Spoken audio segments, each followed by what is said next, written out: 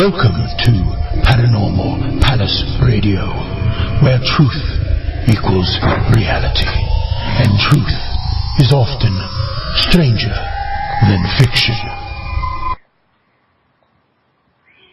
Hello everyone, welcome to Paranormal Palace Radio. This is your host, Royce the Redneck Radio Man, and joining me today, or actually returning today, is Gordon Gianninoto. And today we're going to be talking about moon anomalies that he's been observing recently, and exactly what that has to means for us and what have you. And this is like new material for me, so I'm going to let him guide me through this. I mean, I know people see pictures on the moon and things on the moon all the time, like Richard Hoagland, but I don't really keep up to date and current on it, and Gordon here does, so he's going to be a big help to me with this. Actually, he's going to be doing the show mostly. But Gordon, how you doing today? Oh, I'm doing really well, and I love being on your show, Royce, and I love the fact that you put it on YouTube and the other channels where people can find it really easily without being a member and without paying a membership fee. And thank you for that. Oh, you're welcome, but I'd also like my listeners to know that I have my own archive, just like YouTube's, if y'all want to listen to it at my site as well. Who doesn't want a little traffic to their site? But at any rate, Gordon, you was telling me that there got a lot of new things going on out there on the moon. What exactly is going on? Well, there's different things. There's the moon seems to be going sideways from Earth. That's one thing, and that proves Earth wobble, so we can discuss that. And then there's a brand new movie. It's so beautiful that I hope all of your listeners watch it. It's called Celestial by Jose Escamilla, and it's on YouTube. And that's what you look up, Celestial. And it's a 1-hour movie. And oh my God, the things you're going to see on the moon will just blow your mind. And then you've got, as a separate topic, you've got a contest going with 23 rovers being built to go to the moon and roam around. And NASA doesn't want those rovers to look at the Apollo sites. So I really want to discuss that also. Okay. So where would you like to start? Well, for one thing, I thought I'd go ahead and get this one out of the way. When I posted reminders in the groups this morning, I got one back in Conspiracy Theory UFO from Kirk, and I believe you know who Kirk is, since we're all three in the same group. I call him a skeptic. Well, this is kind of a skeptical request that he's made of me. He's asked me he says, I can't listen, but please try to coax some actual science facts out of Gordon about the Poleshift and also about what he claims about the moon. So, I guess one place we can start is, do you have a response for him? Yeah, and hi, Kirk, when you do listen to it, because it's going to be archived, so it'll be there waiting for you. And Kirk is probably my biggest skeptic because he does not believe that I could be in contact with extraterrestrials, or pretty much that anyone else can.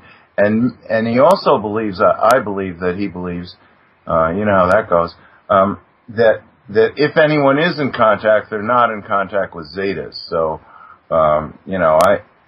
there's nothing I can do to twist his arm and convince him about that. But let me just say that I live on a mountaintop in the middle of the Maine coast, so I like to take pictures of the full moon. So on July 3rd, which is the night before the full moon, the moon rises just before the sun sets. So I like to take pictures, and Janet and I, that's my wife, and I had just drilled a hole in the granite and put a metal pole up 10 feet tall and put up an U.S. flag type windsock. It's got blue with stars at the mouth of it, and then it's got the red and white stripes trailing from it. And I thought it would look really cool, so I got up on this granite bench that I had, and the full moon was rising behind it. So I thought, well, I'll take a picture. But it turned out that it was a little too dark to, if I got the moon, I couldn't get the windsock, and if I got the windsock, I couldn't get the moon. So instead I decided to zoom in on the top of the mountain and photograph the moon rising. So as I was standing on the bench, I was being eaten alive by mosquitoes. It was like insane.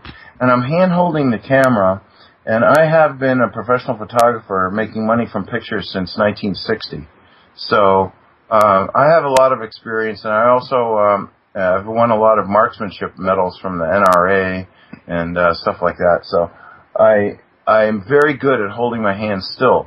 So I took a picture, and the camera takes, I don't know how long it takes to cycle, but first it takes the picture, it processes it, then it shows it on an LED screen, and then the screen clears back to the through the lens, and you can take another picture.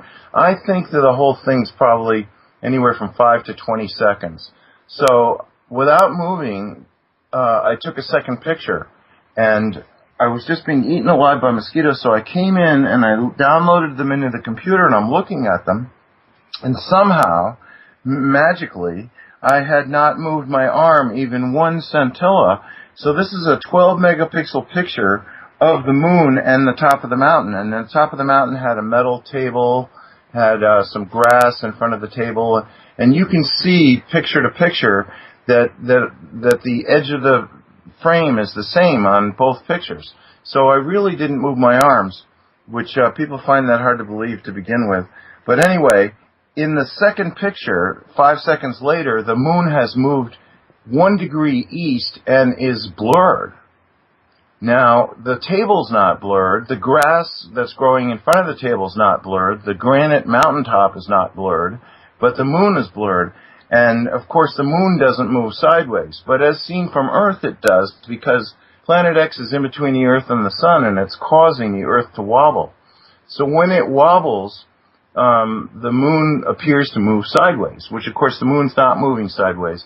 The sky moves upward 1 degree every 4 minutes. So if you go out and you see the moon rise, 4 minutes later, it should be 1 degree higher in the sky.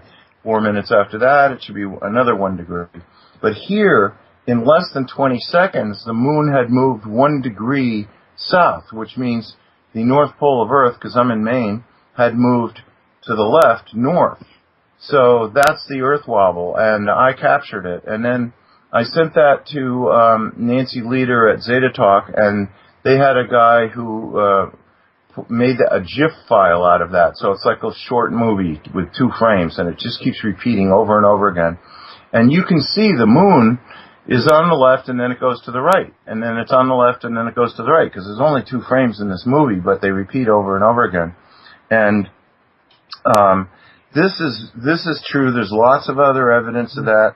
There's a geostationary satellite image of the Earth, and they take these still frames that it shoots, and they make those into a movie by adding the frames consecutively. And you can see the Earth wobble back. The North Pole moves away from the satellite and then towards the satellite.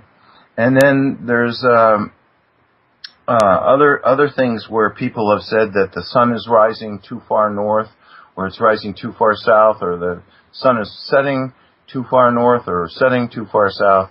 And then there's the height of the moon above the sky. The sun and the moon should basically be within a 23-degree angle of the ground in the height of the sky. But there have been times when I've stepped out during the full moon here in Maine and had the moon so far overhead, which should never happen, that the shadow of my head just barely covers my shoes. So, if Kirk doesn't want to call that science, fine. I mean, you can lead people to water, but you can't make them drink. So, and there's all kinds of skeptics. I mean, I meet them all over the place. And then there's lots of people that get really excited and like, oh my God, this is absolute proof. The Earth is wobbling. What's causing it to wobble? Well, that's the next question, is that Planet X is in between the Earth and the Sun, and the magnetic North Pole of Planet X is pointed at the equator of the Earth like a flashlight, and 2 North Poles repel each other, so it's pushing the North Pole of the Earth away, and then it wobbles back, and then it gets away, and that's causing the Gulf Stream, which normally goes west to east in the northern hemisphere and east to west in the southern hemisphere. That's making giant loops in the Gulf Stream.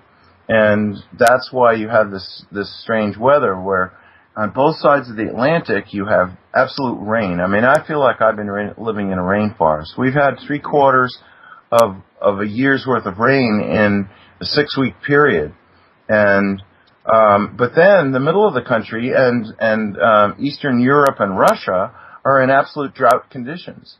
So, and the reason why this repeats is because the Great Atlantic Rift is a crack going down the middle of the Atlantic Ocean, and it's an upwelling of iron magma. And as the Earth turns, the Atlantic Ocean faces the sun, and in a line between the Earth and the sun, below that line is where Planet X is. So it grabs the Atlantic Rift and pulls the North Pole down towards it. And then as the Earth turns to the east more, the Atlantic Rift goes over the horizon from not only the sun but also Planet X. Planet X releases it, and then it goes back to the North Pole of Planet X, pushing our North Pole away. So this is a daily pattern that repeats, and that's why it isn't something that's changing gradually, like the drought is moving east or the drought is moving west. This is happening on a daily basis. So the question is the government going to announce that yes, there is a planet between the Earth and the Sun, and it is affecting the weather, and if they do announce that, are they going to minimize it and say, well, don't worry, don't leave your job, yeah, the food situation is going to be bad this winter, but there might be some earthquakes, there might be a few volcanoes, and a little bit of sloshing of the ocean, but don't worry, you can go back to sleep, because if anything big's going to happen, we'll be the first to tell you. Once we think you're awake. Yeah, so it's like, a message to the sheeple. So does anybody expect them to really say what's going on? No, not at all. And they don't know how fast it's coming towards the Earth. It seems to be stopped in space, which I've explained on your other shows that I discovered that gravity pushes, it doesn't pull, and therefore there's no chance of a collision. It's not like it's going to hit the sun or it's going to hit the Earth. But what it's doing is it's just stopped the Earth in its orbit, which seems like that would be impossible too. But I had mentioned in a previous show that recently there was news that the rate of expansion of the universe is increasing. So physicists all agree the universe is expanding, but it's not only expanding, because if there was a Big Bang and everything went outward, you would expect it to expand.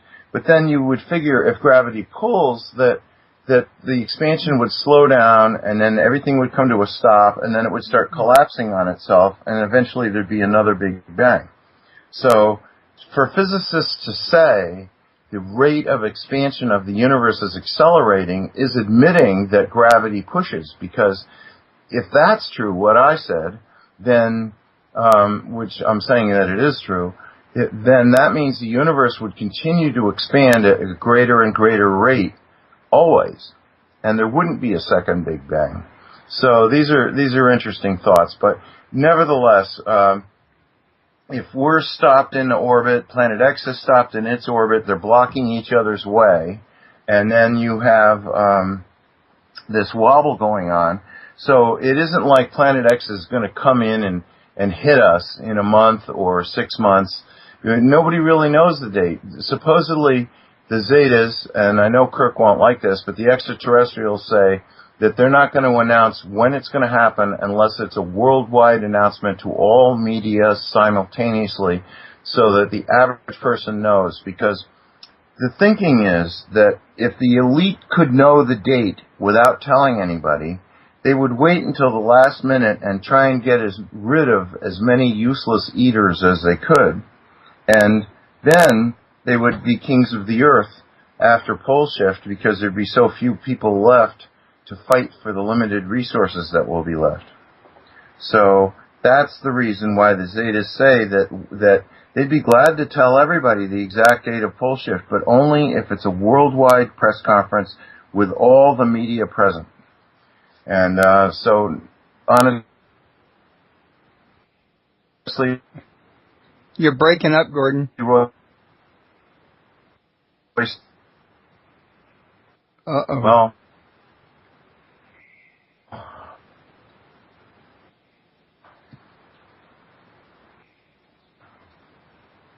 Gordon, can you hear me? No. Ladies and gentlemen, we seem to be experiencing some technical difficulties. So the thing is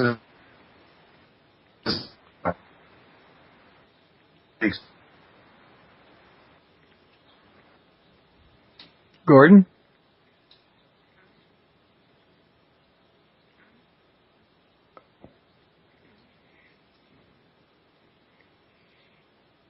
I'm not sure, but I think that our guest is having technical difficulty on his end.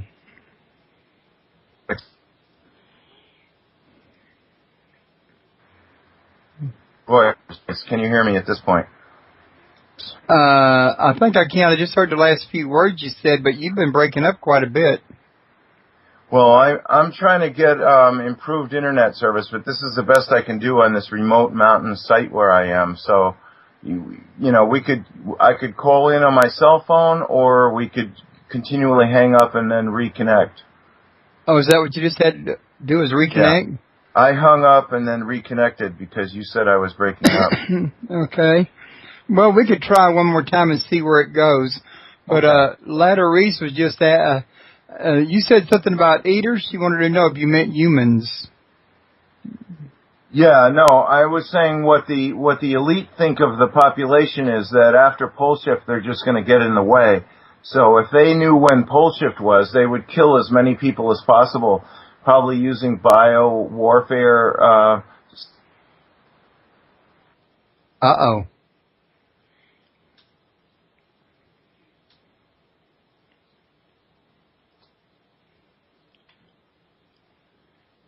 Gordon, if you can hear me, maybe you ought to try me on your cell phone.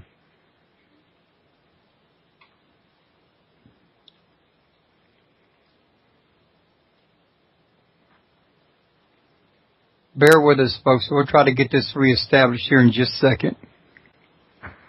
Gordon, you might want to try me back on your cell phone. It just happened again.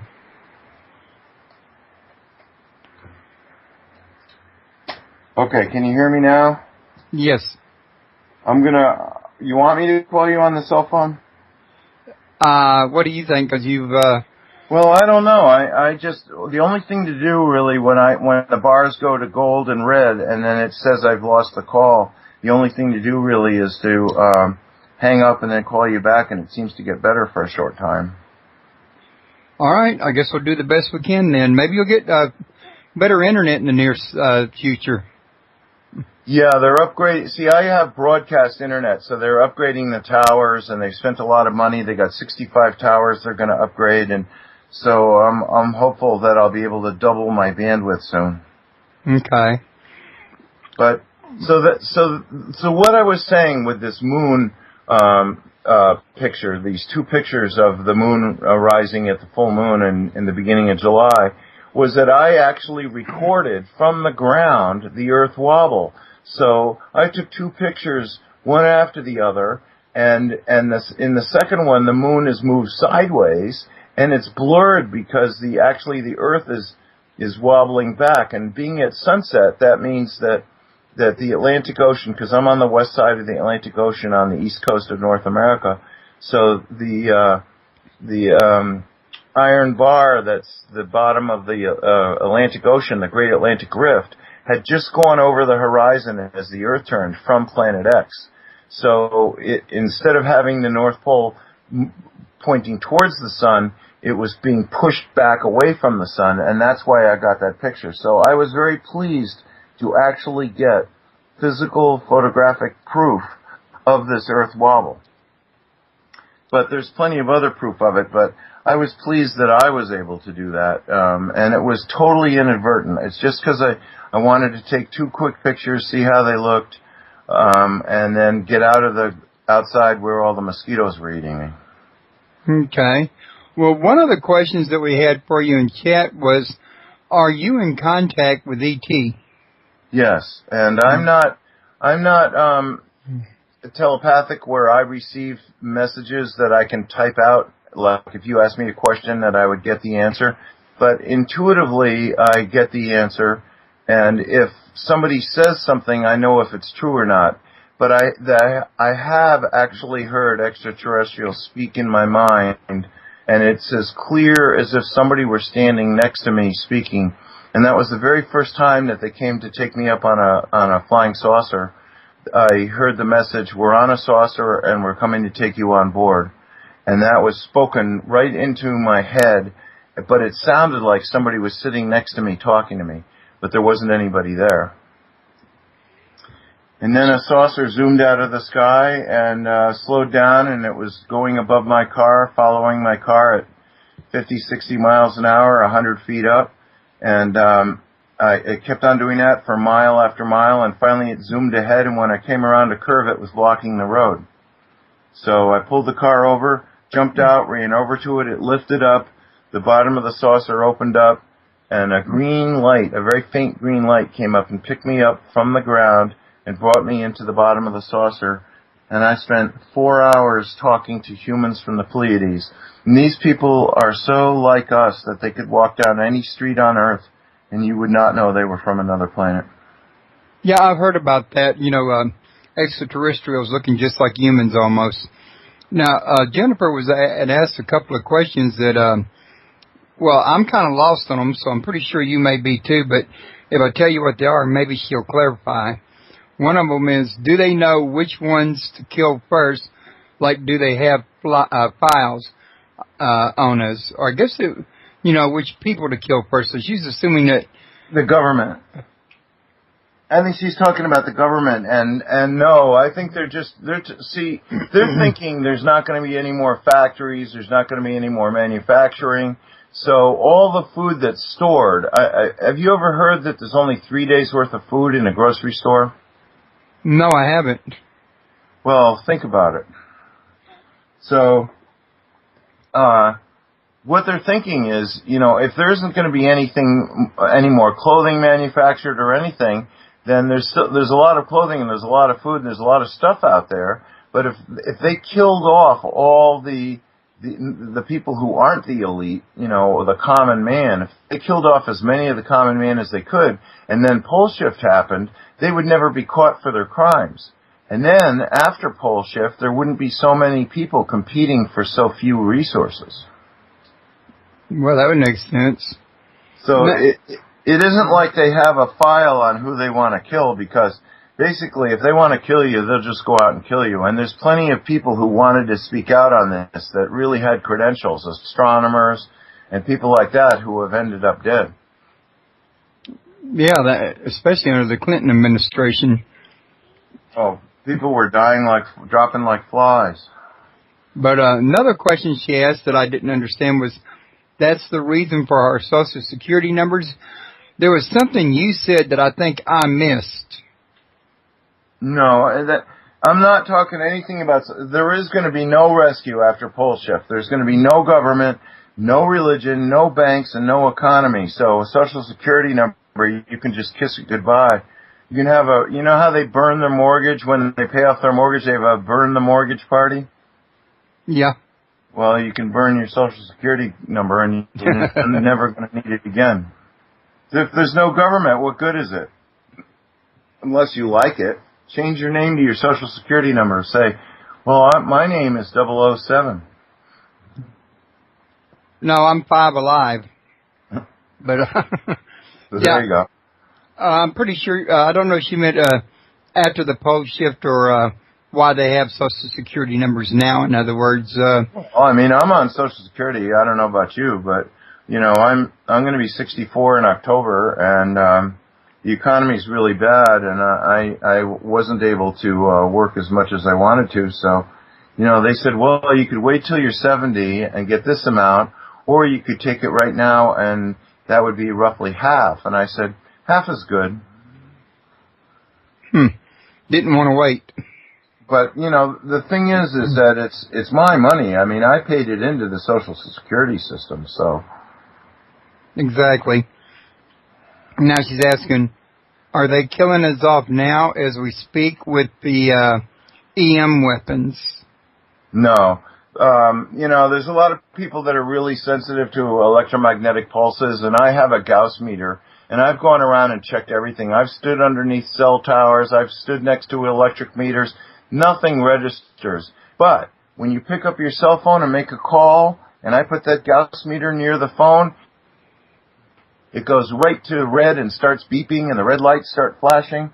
The same with TVs, microwaves, and so a lot of the things that people are using, and I've heard people say, well, this is really destroying us now, but I don't believe it. I'm not sensitive to that at all, and I have a shortwave license, so I'm not scared of radio waves at all. I've never felt an effect from them. I'm always on my computer all day long, and I'm on my cell phone if I'm not on my computer. So I don't know. I could be extremely damaged and not know it, couldn't I, Royce? I'm imagining we all are. So if you don't mind, I'll move right along to the rovers. Okay. That are going to Mars. Go ahead. The government has had a contest, and you can see NASA doesn't have a lot of money to put into their budget, especially for rovers. So they've had a contest where they're going to give a huge prize, and I don't know how big it is. I think it's $20 million, but it might be more, to the first rover to go to the moon and do X, Y, and Z. They have like a list of what it has to accomplish. The first one to do it. So all these people applied, and 23 of them were certified. And this is mostly private universities or universities. There's a few corporations, but it's mostly universities. So right now, this minute, as we're talking, there are teams, 23 teams around the world, but mostly in the United States, designing and building rovers to go to the moon to capture this money. I think it's called the X Prize, but I may be wrong. But anyway, so that sounds pretty exciting. If you're a computer scientist and you love robotics and you can build a rover and have your rover sent to the moon and land and win the prize, I mean, how great is that? So that's all very exciting, and who knows what they're going to discover. I mean, I'm about to tell you what they're going to discover, but from their point of view, who knows what they're going to discover. But then all of a sudden NASA, and this has been going on for more than a year, NASA 6 months ago announced, don't you dare go near any of the Apollo landing sites. And especially because, and this was their excuse, they said they're all historic. And they said, don't go near these historic Apollo landing sites. Stay hundreds of yards away. But especially don't go near Apollo 11, and they increased the distance. I think it was a quarter of a mile. Don't go within a quarter of a mile of Apollo 11, and don't go within half a mile of Apollo 17. So I don't know about you, Royce, but if I had my own rover on the moon, the first place I would go would be Apollo 11 and 17, because they told me not to go near them. I never heard of that. That sounds kind of unusual. I mean... Oh, yeah. So that really puzzled everybody, because the first reaction is, nobody owns the moon. Nobody can tell you where you can't. If you're on the moon, whether you're there physically yourself or you've got a rover, nobody can tell you where you can go and where you can't go, because they don't have the right to do that. Nobody owns the moon.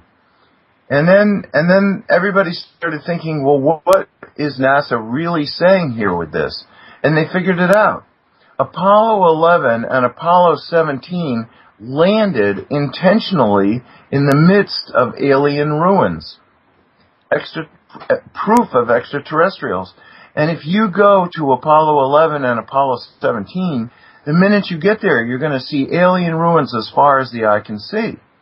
And you're going to know that NASA has been lying to the world for 40 years, looking for life, and they already had it. They knew not only is there life, but there's humanoid life that made buildings and used them, and some of them are still being used. So, absolute proof that there are extraterrestrials on the moon, and that's why they don't want anybody to go near these two sites. Well, I don't know about you, but there was a story I was told as a kid about Brer Rabbit and the Briar Patch. And I think part of it goes, oh no, don't put me in the briar patch, please, no, any place but the briar patch. And of course, he gets put in the briar patch and that's how he escapes. Well, that's how I feel about Apollo 11 and 17. Of course, now that you said I can't go there, where do I want to go first? Where do you want to go first? Okay. While you were telling us about all of this, I took the liberty to go and look this up and Google it to share with the listeners.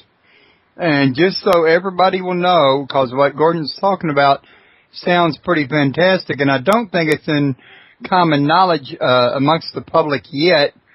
Well, at least I haven't seen it, and I'm pretty plugged in. This is actually transpiring, what he's talking about. I'm at a lunarscience.nasa.gov. That's a government site. One of their articles says, NASA has drafted guidelines to protect the Apollo 11 and Apollo 17 landing sites, listing them as off limits and including close proximity limits for ground travel and no-fly zones to avoid spraying rocket exhaust or dust onto an aging historic equipment, which is pretty much the excuse that you said you gave them. And there is a part in here, the greater urgency for guidelines is sparked by Google's Lunar X Prize offer of $20 million to any private team that lands a robotic rover on the moon's surface. So if y'all want to join this contest he's talking about, Google is the one sponsoring it, and they're offering $20 million, like he said. Right. Well, I think the contest is closed now, and there's 23 teams that were certified. Really, I don't know. You're more plugged into that than I am. Well, you don't just build a rover tomorrow and send it to the moon. How are you even going to get it to the moon? So the thing is they had to have a limit to this, and so they had a starting gate, and everybody had to be approved to get in the starting gate. So, but anyway, this is what they announced 6 months ago. Well, they just last month, they reiterated that. They made another press conference saying, we're telling everybody, when you go to the moon, stay away from 11 and 17, Apollo 11 and Apollo 17 landing sites. So, this is really bothering them. It's on their mind if they've held two press conferences 6 months apart saying, do not go to the landing site of Apollo 11 and 17.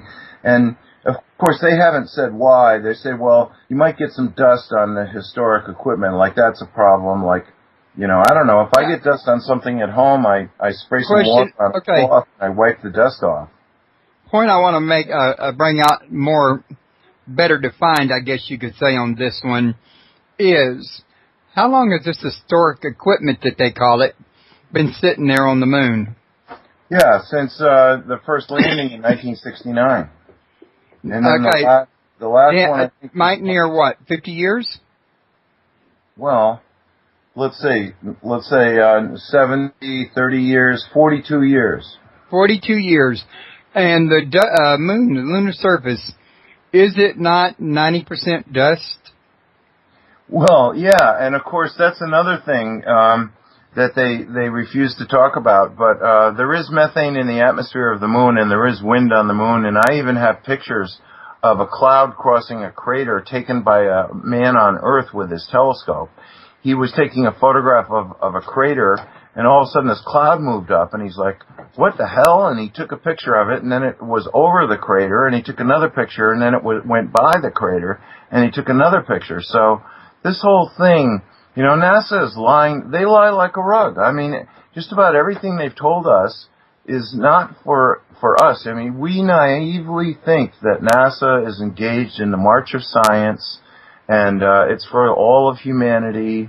And instead, their only purpose for more than 60 years is to figure out how to get the elite to the moon and Mars, and after Poleshift, come back as kings of the earth.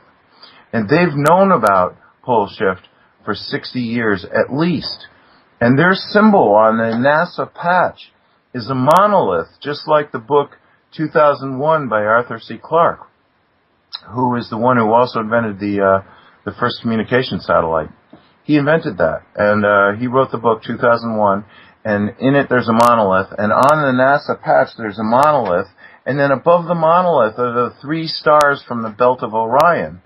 And that's the direction that Planet X comes into the solar system, is from Orion. And so there's evidence of it all over, but they won't talk about it, they won't discuss it, they laugh at you if you bring it up, and they say, well, we're still searching for Planet X, we haven't spotted it yet. But the reality is, the extraterrestrials say every satellite sent up in the last 20 years, part of its entire purpose is to spy on Planet X. And they've got every satellite in the last 20 years that's still up there is actually taking pictures of Planet X every day. And that's why the scientists on Earth, or the government scientists, are tearing their hair out. Because all kinds of really unusual things have been happening, and they're worried that you and I are going to find out that we're about to have Poleshift. And they're scared to death that they're going to have to be like regular people, roll up their sleeves and plant a garden and weave their own clothing using wool and plant fiber, and they're not happy about it.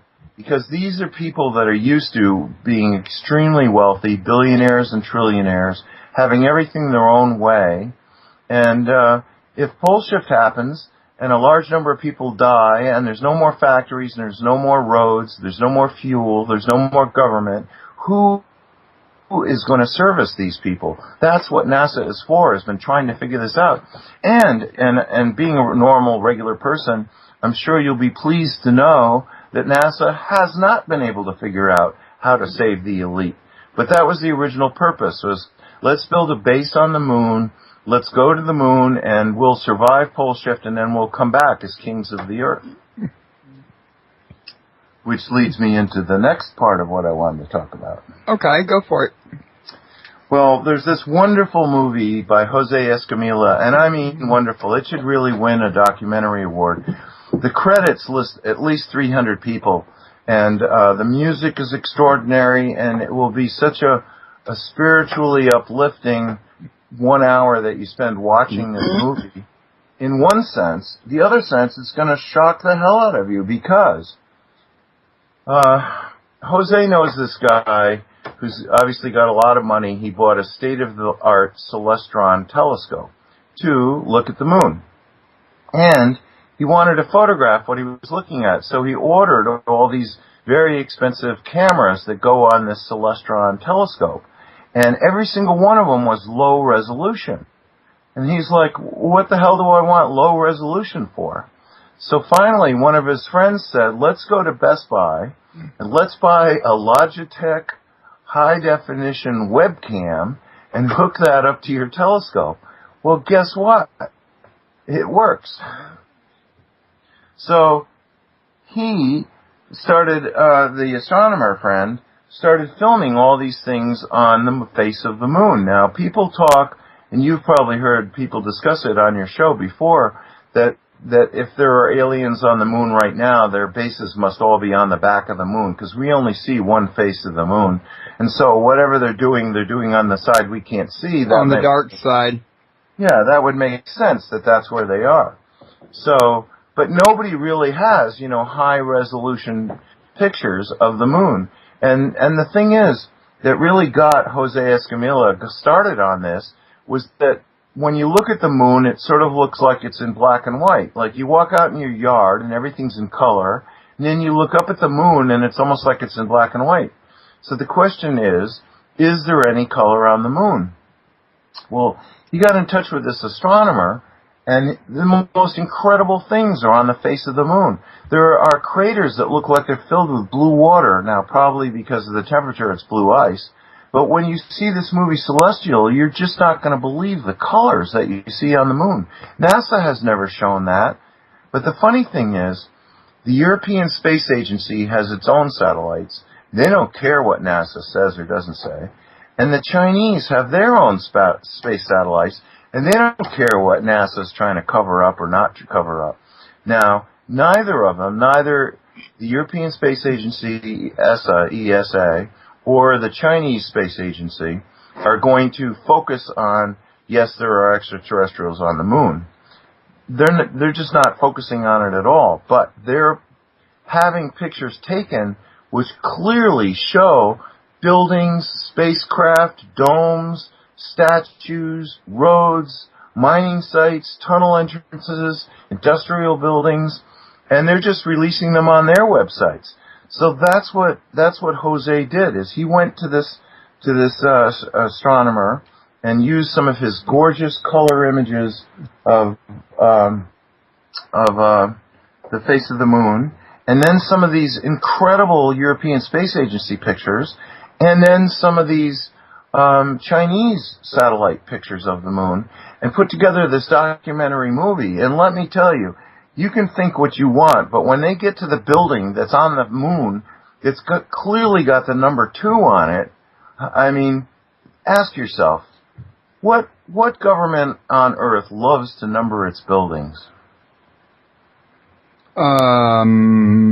Just America. You only get 5 seconds. Yep, ding, ding, ding, that's the right answer. We love to number our government buildings.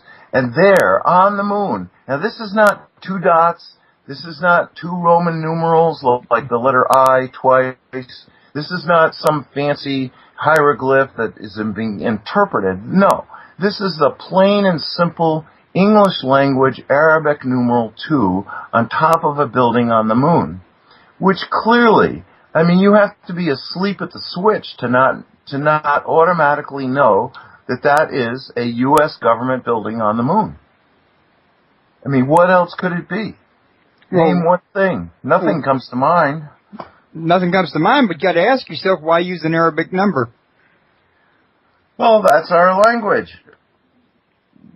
Would you expect them to put it in Arabic? Would you expect them to put it in Chinese? No, they put it in English. And that begs the question, Royce, if that's building number 2, where in the hell is building number 1? No clue. And if they've got, and you've got to watch this movie Celestial to believe it, you've got to see that this is on the face of the moon. This can be spotted from Earth with a brand new high-end telescope with a Best Buy Logitech webcam attached to the lens. And there it is. A building on the moon with the number 2 on the roof.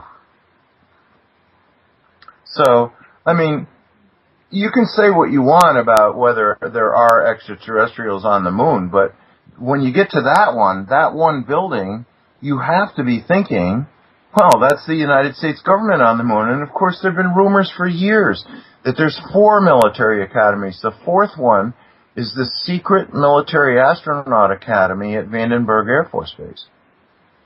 Well, I've had Laura Eisenhower on my show, Ike's granddaughter. Yeah. And she said that her dad and her were both asked to be a part of, I think it was Mars missions, if I remember correctly. I'd have to. Yeah, and there's rumors. There's people that say that they saw future President Obama was one of the people that went on through the jump room to Mars. So there's you can search for that on the internet, and of course a lot of people say, well, that's impossible, or who could believe that? But the United States has been capturing alien technology for almost all of the 1900s. I have a picture of a saucer that's having trouble being invisible that was captured by the Navy in 1938. Everybody talks about Roswell in 1947, but for all I know, and I have good reason to believe that it's possible that President Roosevelt, Teddy Roosevelt knew there were ETs because he met them. So, people say, well, the government can't keep a secret for more than 5 minutes, but is that really true? I mean, if they go around and kill the people that talk, or they go to the people and they say, look, we're going to bury you and your entire family and everyone you've ever talked to in the desert, well, who wants to talk after that? So I don't. I don't know how successful, how they achieved it, but this has got to be the biggest untold secret that there is. And do I expect disclosure? No, I don't. And I know there's people working on disclosure, but excuse me, but I don't believe that will ever happen, because what happened is the U.S. government made deals with selfish extraterrestrials. And selfish extraterrestrials are just like selfish people. Have you ever noticed that gangs of thieves can't even agree on what they're doing or how to do it, and then there's a falling out between them? Well, the same thing is true with selfish extraterrestrials. They're no better. Okay, Gordon? Yes. We just got a caller call in, and I went ahead and took the call real quick, but I thought I'd let you know she's listening in as we speak. Caller, how you doing today? I'm good. You? Gordon, can you hear Hello? okay? Yes, I can hear you. Yes. What's your name? Jennifer. Jennifer. Nice to talk to you, Jennifer. Thank you. Nice to talk to you, too. It's something that triggered me. It's when you said President Obama went to the moon. Went to Mars. Yeah, went to Mars, sorry. He went to Mars with also this gentleman. His first name was Andrew. Yeah, Andrew Basiago. Something. That's it. And Andrew has been on my show before, by the way. Really? Mm-hmm. Anyway, go ahead. I didn't interrupt. No, it's okay. It's okay. It's unfortunate that my internet wasn't working, but I would have loved. I'm gonna hear that show on YouTube. So, and yeah, so it's interesting that you said that, because right now I'm studying a bit of that project. It's Pegasus. I'm sorry, my French. Paragus. Paragus. Pegasus. Not familiar to me. Spell that again slowly. Okay. P-E-G-A-U. No, A-S. Sorry. U-S. Never heard of it. Pegasus. If I put a P in front of it, it's Pegasus, the flying horse. Pegasus. That's right. Okay, that's now right. that I'm familiar with. That's right. it. And not only that, President Obama actually went to the future to actually see how he was going to be president, and so did Bush, apparently. So yeah, I've heard lots of rumors of that, and I can tell you right now that is not any technology that was invented on Earth. It was given to the government, to the CIA and MJ-12. It was given to them in return for the rights to do certain things like mine minerals and take certain resources. So there were deals being made where selfish ETs granted certain technology. And of course the government hoped to have the technology to go to the stars, and they never got that.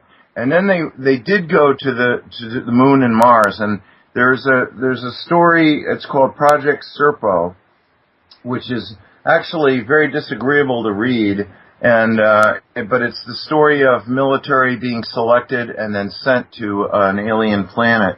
And that story is a cover-up for the truth, which is that U.S. military was sent to Mars, the moon, and also the dark twin of Earth. And the dark twin of Earth, it's the same size as Earth, and it's usually on the other side of the sun, but right now it's being photographed every day from Antarctica. And it's trying to get past Planet X also. So Venus, the dark twin, and the Earth are trying to go counterclockwise, and Planet X is trying to go clockwise, and they're all stopped in orbit. So, but anyway, all three of those places, the moon, Mars, and the dark twin of Earth, the U.S. military were sent, and they were all told after a month or two they were very unhappy, all of them. Because, first of all, they were in an alien environment, and a selfish extraterrestrial environment where nothing nice was done to them. It was very harsh and militaristic and very uncomfortable.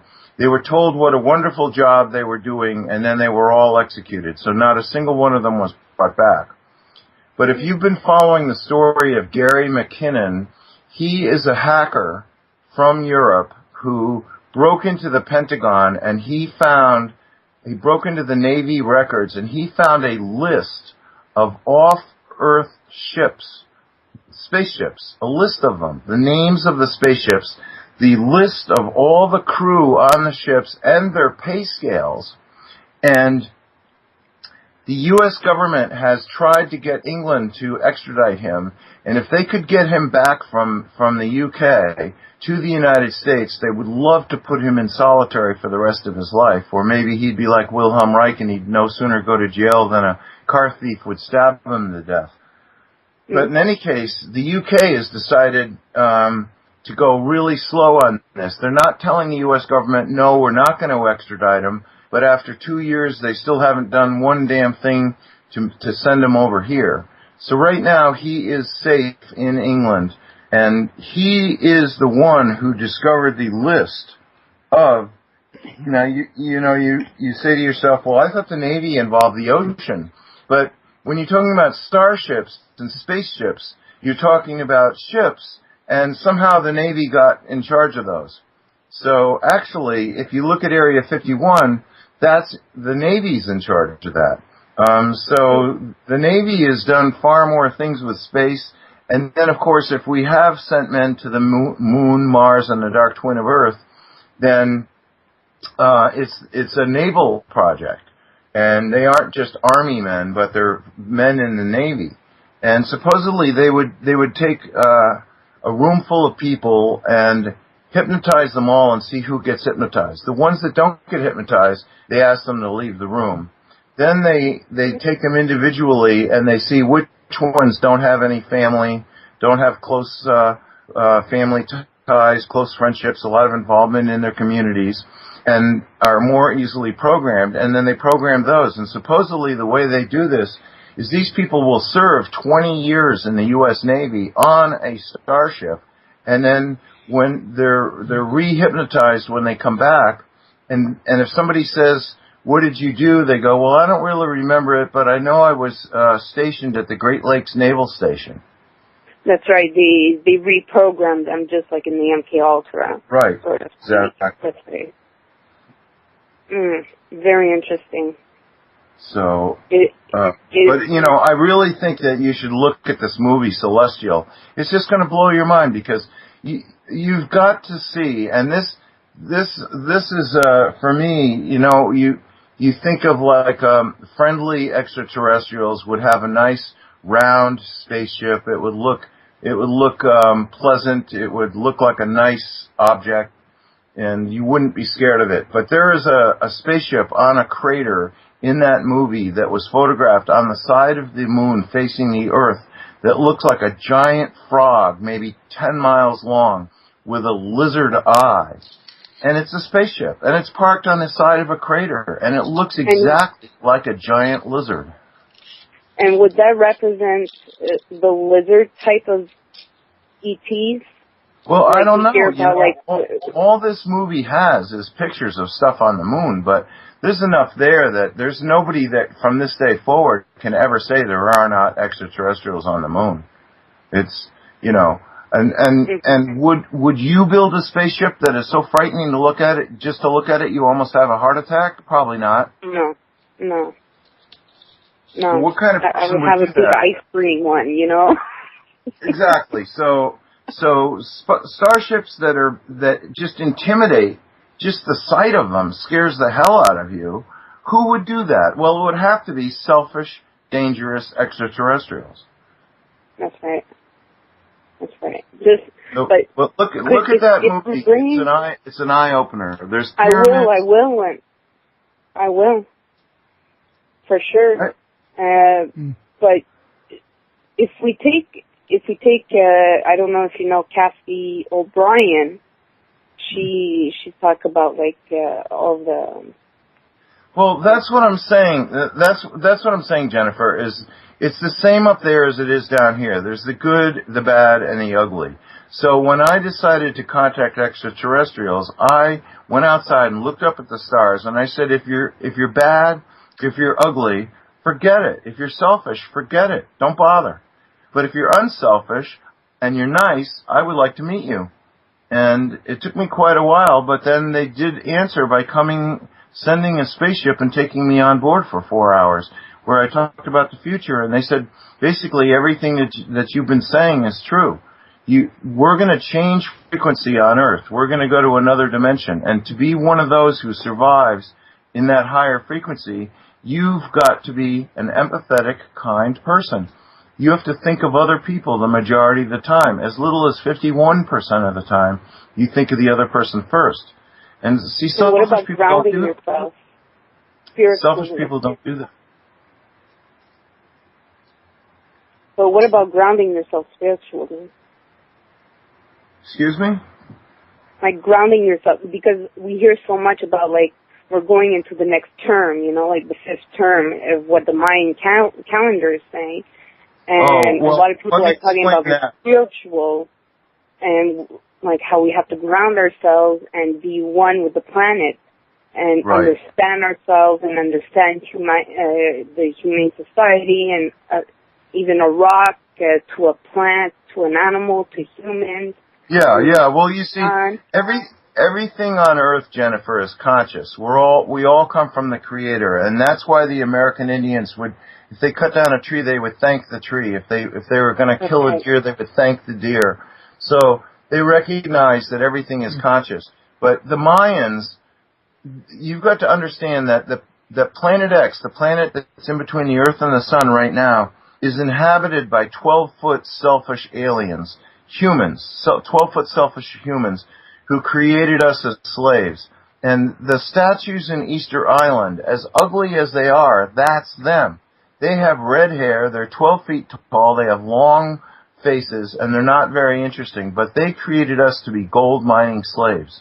And they used part of the ape DNA and part of their DNA, and they did that on laboratories in the moon, and then they built laboratories on Earth, and they experimented. And that's why there's no evolution. What there is various experiments by the Anunnaki, and their experiments were to create slaves who were just bright enough to be good slaves and dumb enough not to know that they were not God. So they were the gods, and they instilled fear, and that's why they had human sacrifice. And look at the Mayans. They had no computers, no telescopes, and yet they knew, for instance, the period of Venus more accurately than NASA did until 1974. So they were given that math, and the reason why they were given it, they said, look, we're going to come back. Planet X comes back every 3,657 years.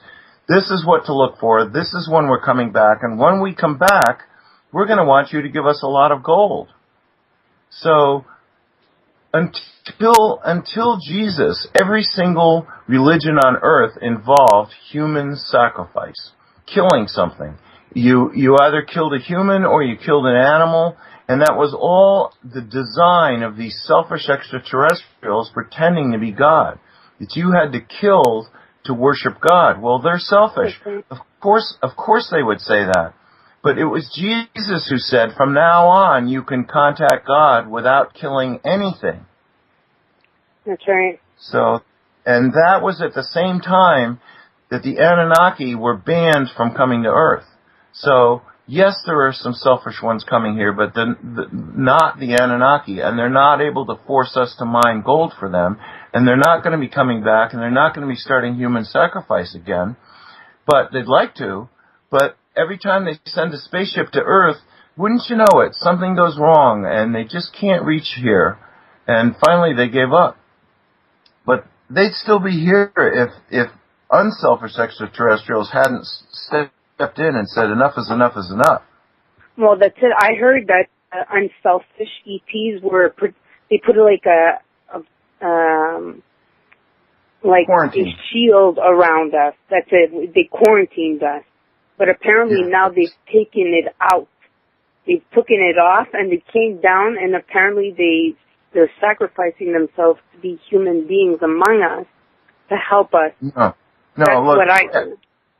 Well, Kathy O'Brien, I think her name is, she's one of those who met the selfish ETs, because that's who the government's in touch with. That group called MJ-12, that's who they're in touch with, is the selfish extraterrestrials. And some of them are selfish Zetas. Every single group has Some of them are selfish, some of them are unselfish. And the Zetas are no different. So the government contacted selfish Zetas, and now unselfish Zetas are contacting individuals. So if you walk outside and look up at the sky and say, I want to be contacted by the unselfish Zetas, then they can't contact you unless you give them permission. So if you give them permission, then that will begin. And they're on another level above us, so the contact is not going to be like landing a saucer in your yard. The contact is going to be when you have a tough decision to make in your life. They're going to be like guardian angels that give you good suggestions that steer you in the right direction that'll be the best for you and everyone else. You know what? You brought my fear from 10 to 7. Thank you. Well, you shouldn't be afraid of fear. Because if you're the kind of person that thinks of other people first and cares about other people, then you're naturally attracting unselfish extraterrestrials, because why would the selfish bother with you? They can't get anywhere with you. You've already made your decision. You've made your choice. The thing is... So are you saying it's like a battle of... good and evil? It's like a battle of good and evil? Like we have yeah. one good on our shoulder and the other one's on the... Yeah? Yeah. And they can influence us mentally? They can't. If you've already made your decision, the only people they can influence are people who have either decided to become selfish or those who haven't made any decision and are open to being coerced. But you, by being a caring person, a loving person, and you think of the other people, and before you do something, you think, well, if I were the other person, how would that affect me? So if you're that kind of a person, then the only people that not only want to contact you, but the only ones that can contact you are the nice ones. So if you suddenly turn selfish, believe me, you're going to get the attention of the selfish extraterrestrials. So, you know, when you have somebody like take a gun out and shoot 20 people in a theater, I call that auditioning for your next lifetime. And I know exactly what they're going in. It's not going to be pleasant, because people that have made this wrong choice are going to be reborn on planets where everybody is as or more selfish than they are. So, in a sense, so they're going to get what they want. But the unselfish people, the Earth is going to a higher frequency where only the unselfish can survive. And when you get reborn on Earth in the future, that's the meaning in the Bible, the last book of the Bible, where it says the meek will inherit the earth. It doesn't mean the stupid. It means people who are kind and empathetic and unselfish. That's who is inheriting the earth. I mean, I see on the news right now, there was another shooting just now at Texas A&M University. People were shot, policemen were shot. Breaking news. So, you know, these are desperate times, and some people can't take it. You know, you sound like a relatively person. Well, thank you. I sit here and I watch the news and I cry for people that are shot and like what happened in the theater. God, you know, rest in peace to everybody. And you know, I was crying, and I'm like, I want to get down there. How could I help? But, you know, and I see a bunch of things, and it hurts me. And I've been like that since I was a kid. So I cry when Lassie comes home. That's how I feel. Not even when he's lost. Just when he comes home. That's how I feel. So, okay. Well, thank you so much. You're welcome. And listen, you know, I know there's some skeptics that don't like it, but you're going to find, you're going to be so happy if you go to the website, zetatalk.com, and read what unselfish extraterrestrials have said to a woman in Wisconsin. She's typed out 39,000 pages of questions from the public and answers from unselfish Zetas. And it's just going to warm your heart and make you feel proud that you do know what's important and you are doing the right thing. Perfect. And, oh yeah, I just want to ask you one more question. The royal family, do you believe that they're ETs, like they're shapeshifters? No, but they're very selfish, and the Queen is already planning. They're all planning on bailing.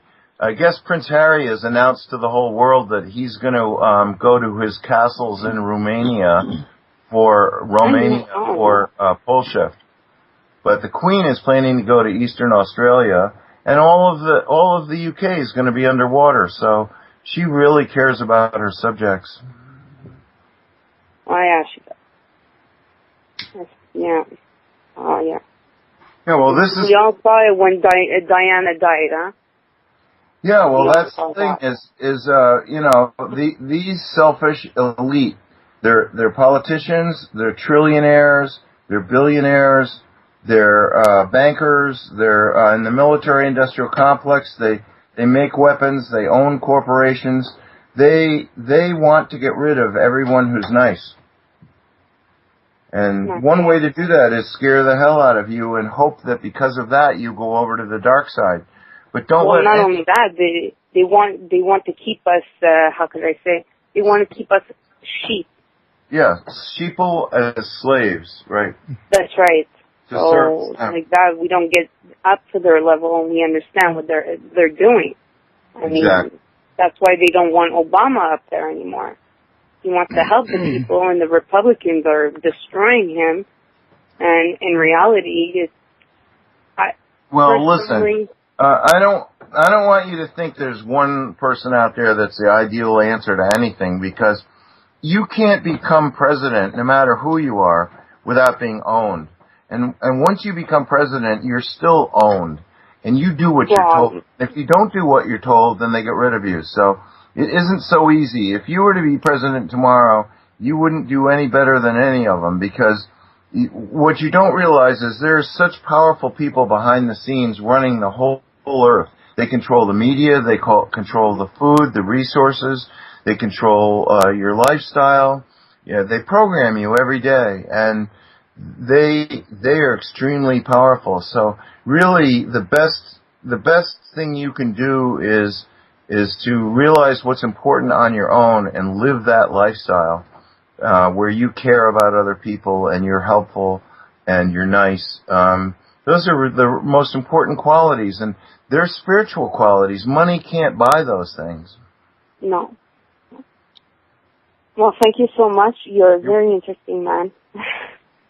I could talk to you all day long, but Roy's he has a show to carry on. I'm sorry, sir. Oh, I thought I was just going to turn it over to you while I took a rest.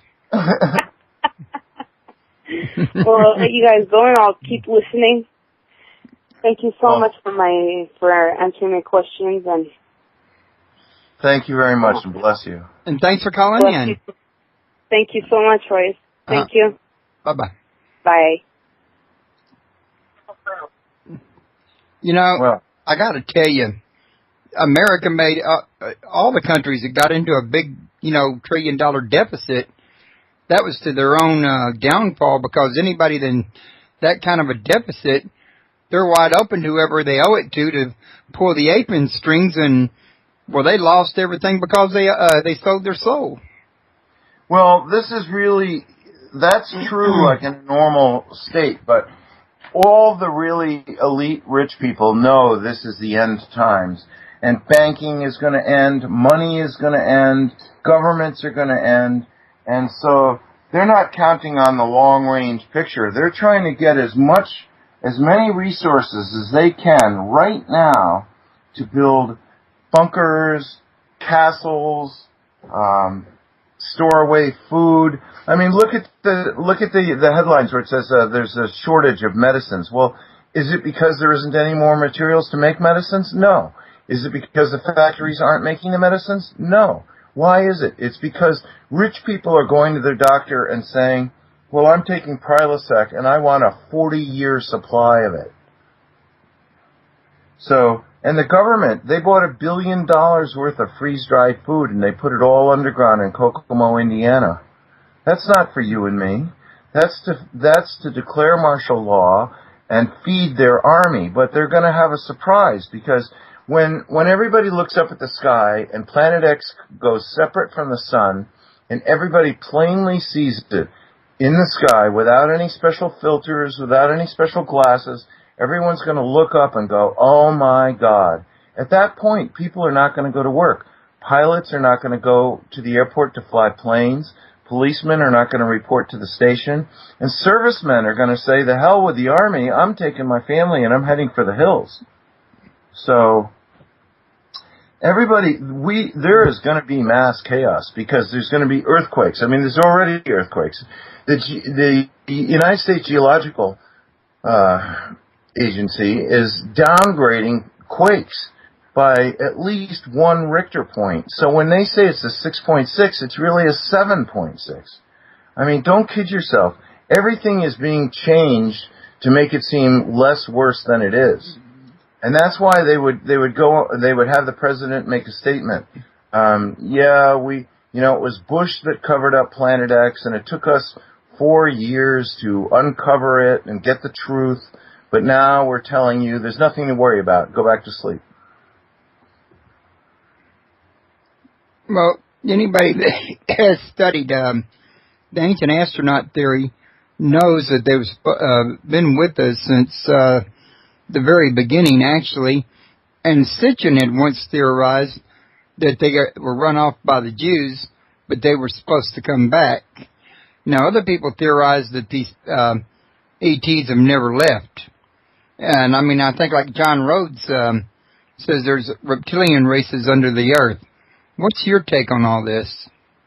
Well, the Earth is about to change dimension, and the only way you can have the selfish running around trying to control the unselfish is on the 3rd dimension, which is what I'll call the dimension we're on right now. So if we go to the next dimension up, which I'll call the 4th dimension, I mean, some people say we're on the 4th, we're going to the 5th. You know, I don't need to quibble over that. But the point is, the frequency is going to increase. And at this frequency, the selfish people are not going to be able to run around and fool anybody. So they've all been offered, they've been told, look, you can either find love in your hearts and try and get along with everybody, or else we, the unselfish extraterrestrials, will help move you to another planet. And most of them have already said, yeah, let's go to another planet, where they can continue the same foolishness they're doing here. So, but don't kid yourself. Some of the most selfish people anywhere in the universe are humans from the Earth walking around on the Earth. It wouldn't matter where you put them. They would be the most selfish people you've ever seen or heard of. And so you've got this total mix, but it's basically all the selfish groups, like the underground groups, and there's many of them. There are, and there always have been. They've all been told by the unselfish ETs. They've had meetings, and they've said, look, this is what's happening. We're going to have Poleshift, and then the Earth is going to step up in a vibration. It's going to graduate to another level. And so you have a choice. You can stay here and change with everybody else, or if you really want to continue your selfishness, we'll move you to a planet where you can continue, and we'll help you get there. Because we're going to clean up the Earth one way or other. Either the Earth is going to change frequency and you're all going to die, or we'll help you move right now. Which would you prefer?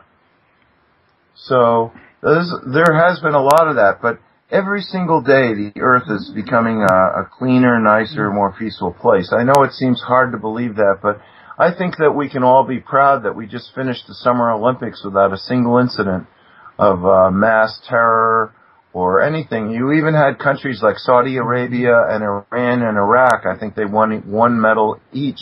But rather than blowing up the place and saying, well, we're going to get rid of the infidel, they sent athletes to compete for gold medals. So I think that the whole world, well, first of all, we can breathe a sigh of relief, but we can also be quite proud, that there are, the average person on the earth wants everyone to get along.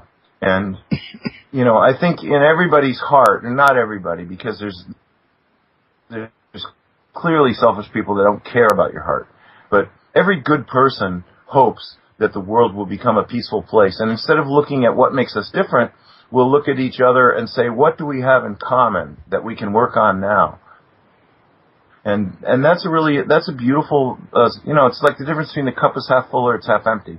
And to look around and say, not what do we have that makes us different where we should go to war, but what do we have in common that we can work on together and get to know each other and understand each other and benefit from each other. And so it's going to take a long time before everybody understands how to do that. And it's going to take a long time before it starts happening.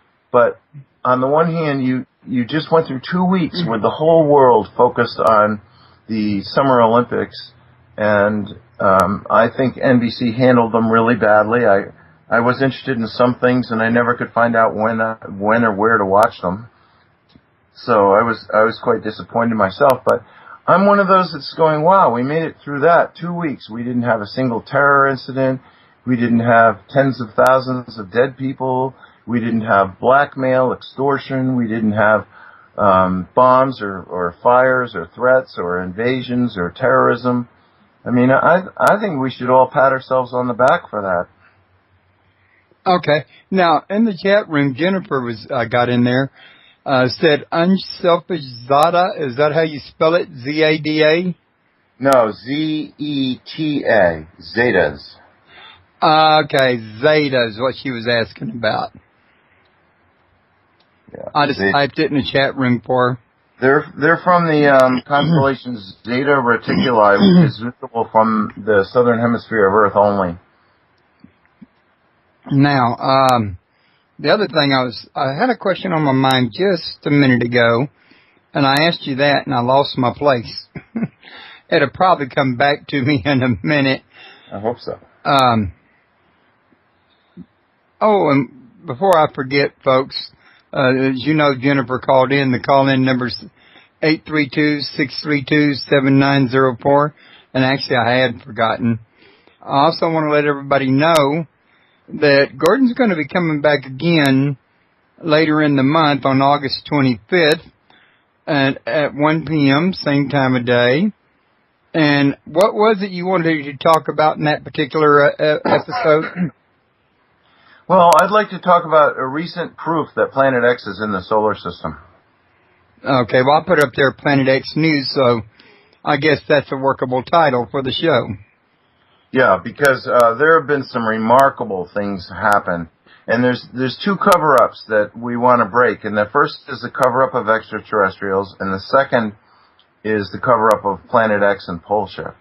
So if one breaks, we're hoping the other breaks. And I don't see how that you could talk about one without talking about the other. So, but there's plenty of proof, and I'm sure, and this is what I'll be talking about, government scientists because I told you, they've got satellites watching Planet X all the time. They've got satellites measuring everything that can be measured, and they're all trying to figure out when is Poleshift going to happen, and they're trying to cover it up at the same time. They're thinking, well, how can we find out when it's going to happen without telling everybody else?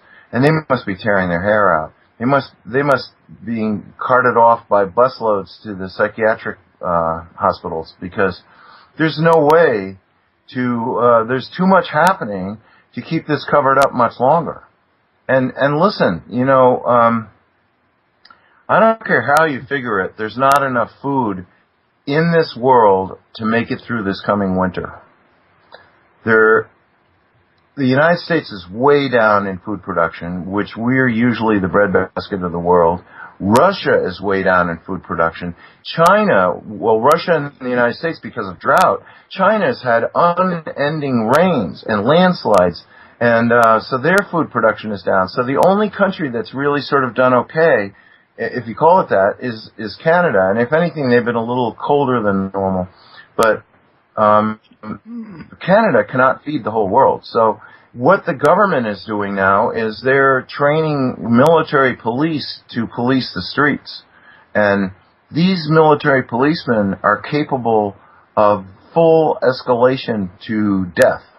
So there's not going to be any messing around. If there start to be food riots in the cities and And look, I mean, I don't know about you, but around here, the economy's no good in Maine, and can't be much better in Texas or anywhere else. So the government is really concerned over the fact that, forget Planet X, just food and jobs and money are going to cause rioting in the streets as we go through this winter, when there is not going to be enough for everyone, and prices are going to escalate. And you know, it's one thing if you don't have any money but things are cheap, but if things are expensive and you don't have any money, then what are your choices? So the government is scared to death that there's going to be rioting in the streets, and there may very well be immense social changes going on this winter. Shocking changes in society, social change. So that's what I'm going to talk about in the next show. Oh, that's fantastic. Now, is there anything else that you want to cover that we haven't had a chance to get to today? Well, I just want to say that this Jose Escamilla film has got a photograph of this is a satellite. I think it's a Chinese satellite. A photograph of a statue on the moon. I forget how tall it is, but it's something just that you can't even imagine. I think it's 65 miles tall. Who makes a statue 65 miles tall? Now, the moon's gravity is only 1/6 of the gravity of Earth, so it would be easier to carve. Like maybe they took a huge block of foam and they got somebody like that did Mount Rushmore, and they just got him in a little jetpack flying around carving foam. I don't know. I don't know how they did it, but there it is. And there's a picture of the side of a crater where something is under construction that was taken by Apollo 16. So Jose found these photographs in the files from Apollo 16 of this crater and this construction of this building. Then in Apollo 17, looking down at it, the building is finished. The building is 6 miles by 10 miles. That sounds like a good-sized building. Yeah, and on the moon, too. And it looks like it might be the entrance to, a mining tunnel or underground facility, or maybe they process ore there, or maybe they build spaceships there. Maybe they're extracting helium-3. People say if we could only get our hands on helium-3, 1 teaspoon of helium-3 would power the United States for a year. So I don't know what's going on in the moon, but let me tell you, when you look at that movie Celestial, you're going to blow your mind. And I've been saving this sort of for last, but there's pictures of the face of the moon facing the Earth of glass domes over craters. And craters are perfect circles. You know, they're lovely things, ideal for putting a dome on top of it. Glass domes over craters, and you can see the sunlight reflecting off the glass. So there's no question that it's a dome. And you look through the dome, and you see vegetation growing. So, unless there's a human colony from Earth living on the moon and they're growing salad for dinner, somebody is growing greens that use chlorophyll. But I told you, they've already measured methane in the lunar atmosphere, and they haven't disclosed it. There's a wind, an atmospheric wind. There's weather. It's not raining or snowing, but there are clouds, and there is air movement on the moon. And this has been covered up by NASA for years. So this gets into the Mars rover that they just sent to Mars. What is that all about? I mean, we have people starving in the streets. We have people that can't afford to have a car or a house, and they can't afford to have food, and we're sending a $2 billion rover named Curiosity to Mars. So what is that? Is this like another one of those noble scientific explorations that we're all going to be so proud of as humans because we're going to extend the borders of science into the unknown? Is that what that is? No. Let me tell you what it is, Royce. The elite are still hoping that they could survive Poleshift on Mars. They know they're not going to the moon. They know that. But Mars, you could actually step outside during the day and breathe the air and live. So, they're hoping that they can go to Mars. Well, there's no way they're going to Mars. So what is this rover? This rover is going to, are you ready? Hold on to your desk or hold on to your chair. This rover is going to announce that there's life on Mars. They already know there's life on Mars, but they're going to use this rover to discover it. And then they're going to discover extraterrestrial ruins. So if this rover comes across a piece of extraterrestrial ruins, or some microbes, or a seashell, then they're going to announce it to the world and say, oh my God, we just discovered life on Mars. Now, they're not landing in Cydonia where there's a pyramid complex and a face on Mars. They're not landing in these other places like the Hale crater, which has got the ruins of a city 20 miles wide across the floor of the crater, just covered lightly with dust. They're not going there. They're going to this odd place where there's this interesting mountain, blah, blah, blah. But the thing is that if they can get enough funding to get a manned mission to Mars, and they can design it, first of all, they'll discover some interesting things. Then the whole population of the United States will say, yes, we're in really bad shape, and we can't eat, and we don't have a job, but we'd really like to have a mission go to Mars and discover extraterrestrials. So if they could build one manned mission and plan for how it would land and how the people would survive, then secretly the trillionaires, and believe me, Royce, there are trillionaires out there. You think like Bill Gates has 50 billion, he's the wealthiest. No, he's not. That's nothing. There are people that actually have the wealth of all the great empires of history, from China, Indonesia, India, the Philippines, Japan, China, all the wealth. And they have the money. So if NASA successfully designs a manned mission and builds one spaceship to take, let's say, 20 men to Mars, the trillionaires are going to build 50 more of them. And they're going to take 1,000 people to Mars, and those are going to be the elite. And they're going to pay through the nose to go to Mars. And that's their hope. They're still hoping, even at this late date, that they could escape Poleshift on Earth and come back as kings of the Earth. And that's what this Curiosity rover has to do with. And that's why it's so interesting when these rovers start running around on the moon, because I've said before, and I'll tell everyone again, in 2003, my wife and I were staying at the same inn where Dr. Edgar Mitchell was staying. And he walked on the moon in Apollo 14. And he told me that when he stepped off of Apollo 14, as far as the eye could see, there were extraterrestrial ruins all over the moon. So you've got a rover where NASA is planning to find extraterrestrials, and at the very least, signs of life. Whether it's now or in the past doesn't matter, because the point is to send people there to live there and see what they can learn. The secret plan is to send all the rich people there and have them survive Poleshift.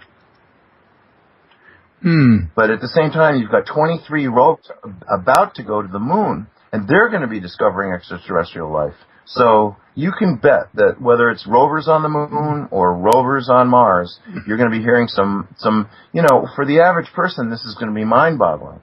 But I mean, for my wife and I, we've had saucers in our yard, we've had ETs in our yard, we've had ETs in our house. So how surprised at this can we be? And we're not.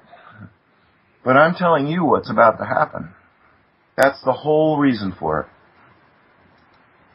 it. Okay. Now, a lot of your information, though, isn't it channeled information? Some of it is, and some of it isn't. I mean, like I just said, I spoke to Edgar Mitchell, and he told me. Now, what was he doing? Lying to me? You think really Dr. Edgar Mitchell from Apollo 14 was lying to me about seeing alien ruins all over the moon, or do you think I'm making up what he said? There is a possibility you made up what he said. I wouldn't doubt what he said, though. But, I mean, I wasn't there for that conversation to say it actually transpired or not. But I do know that I've had Edgar Mitchell on my show, and there had been a lot of, bad feelings going on because other radio show hosts had quoted him as saying he had saw an extraterrestrial, and he wanted to get it clear that no, he never said he saw one, and no, he hasn't saw one. I also know that he has said before that he never saw anything on the moon, so this would have had to have transpired after he said that. Well, it was in September 2003. I spent 3 days with him. My wife and I were at the same inn where he was staying. And we had breakfast, lunch, and dinner with him.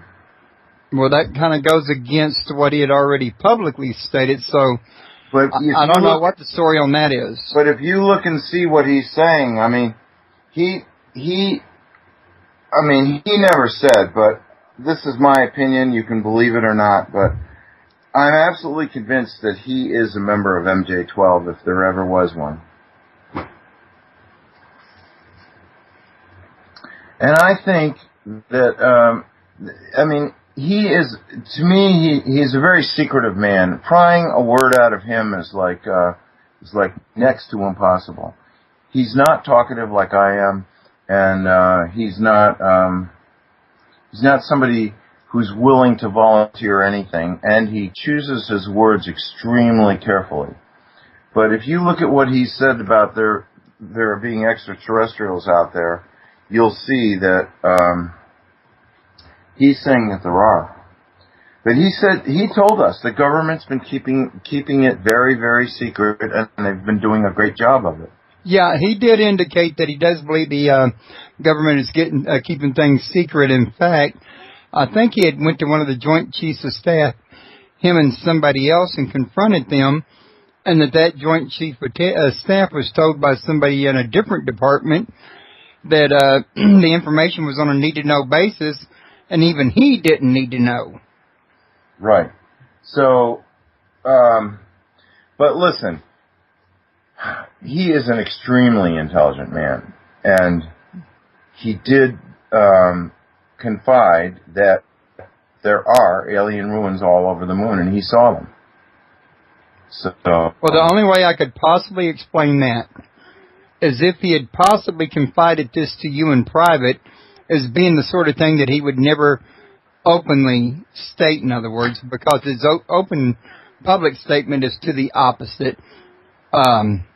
It would be the only thing that would make sense if he did that with anybody was if he did not want to make that kind of statement openly and publicly. Well, I'm sure that if he wanted to make it publicly, he would have already held a press conference and said that. And I'm sure that he would have felt comfortable telling it to me, because how can he beat what I'm telling him? That I've been on ships, I've met ETs, I've had them in my yard. I mean, what's going to shock me about that, you know?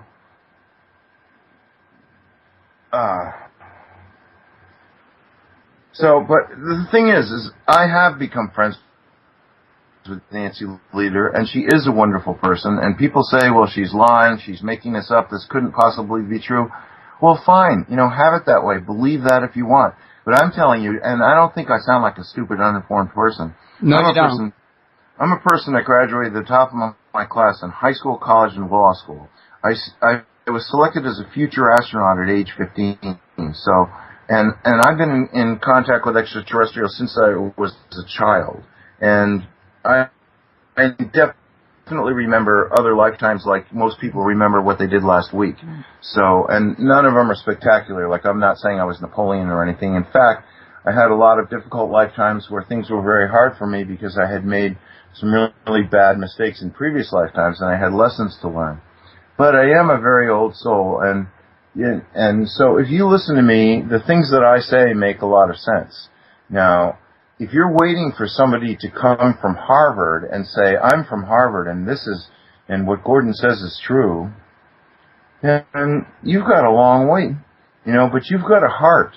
And I can ask you or tell you anything, and your mind doesn't know whether it's true or not. But your heart knows everything that's true. And ask your heart. Don't ask your mind. Ask your heart. Does this sound like it makes sense? Does this sound like it's true? Just like when somebody comes up to you and starts trying to manipulate you, and you get a bad feeling, and your heart is telling you, this person is trying to scam me, then your heart tells your mind, don't have any more to do with this person. So I'm telling people, open up your heart, because if you're waiting for somebody to come from Harvard and say, I'm from Harvard and yes, there are extraterrestrials, or I'm from Harvard and yes, there are people who are in touch with extraterrestrials, or yes, I'm from Harvard and Nancy Later is real and Zeta Talk, all that information is real, then you've got a long wait ahead of you. But you yourself have established this precondition where if they're not from Harvard, then you're not going to believe it. Well, that's a choice you made. That isn't a rational choice. That's an emotional choice. You're saying, like you're waiting for somebody to say, I'm from the government and I'm here to help you. And this is what the truth is. At this point, I think most people know when somebody says, I'm from the government and I'm here to help you, they're already laughing inside or snickering, So, but do it your way. I mean, I love Kirk and his wife Becky, but they're absolute skeptics. They don't believe there's even extraterrestrials, or that I could possibly be in touch with them, or that Nancy Lieder is in touch with them. But Janet and I were lecturing. We've been together since 1990, and we've been lecturing publicly since 1990.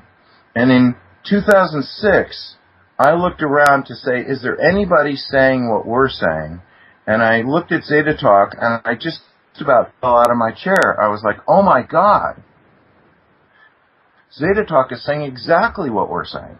There's several things happening here. First of all, we're about to have a disaster, a worldwide disaster that's going to affect everybody.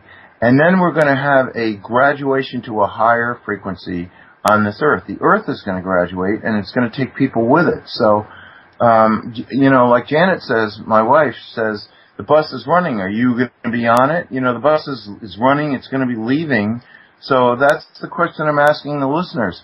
Are you ready to graduate? Because if you look around, throughout history, there have been really good, unselfish people who always wanted to make the world a better place. And every time they tried that, some selfish person came along and messed with it and screwed it up and made loopholes and rules and exceptions that allowed them to have control. So if you were in charge of everything, wouldn't you be getting tired of this? Even if you gave everyone free will and you said, go do whatever you want, wouldn't you be really tired of the way the selfish people mess around with the unselfish? Well, that's exactly what's about to happen here on Earth. This is a spiritual graduation. So I can talk about anomalies on the moon, extraterrestrials on the moon, signs of Poleshift, examples of scientific evidence that there is a planet between the Earth and the Sun, and all of those things. But the question is, when it comes right down to it, if there is a really big problem, are you ready to help other people, or are you only going to think of yourself? So, right. I can't, that's one of the funny rules about this dimension, this level that we're in now, is that there has to be the freedom to be skeptical. So go be skeptical, but if I only reach a few people and they understand what I'm saying, that yes, it is important to be good. Yes, it is important to be empathetic. And a lot of the stuff in the Bible is just outright lies, and it's actual reversals of truth. But if you read the whole Bible and you only get one thought out of it, and I'm not religious, so I'm not quoting the Bible, I'm not hitting people over the head with it. I'm just saying, if you read the whole Bible and you get one thought, do unto others as you would have them do unto you, which is the golden rule. If you could just follow that one rule for the rest of your life, you would be so much better off. And you don't need to read all the other words. Because all of those other words, that's what they add up to, is to put yourself in somebody else's shoes before you do something to see if you would enjoy it if it happened to you. Right. Which is one of my policies. Now, right. One of the things I wanted to bring up to you, though, Gordon, is, you were talking about these anomalies on the moon and buildings on the moon, what have you, is not too long ago, a year or so back, I had a Lynn Caston on my show, and he had a book out called I think I have it right here, in fact, The Secret History of Extraterrestrials. And in it, I remember reading that he wrote about these biospheres that I want to say it was NASA, but it might have been somebody else. It's been a while. Had built that could be transported to the moon or Mars. That could be used as to colonize. In other words, it's possible that they, on that dark side of the moon, have actually set up moon bases. In other words. Well, yeah, absolutely. I mean, if there's a secret roster of U.S. Navy starships with crews who are listed and named, and their pay scale is listed,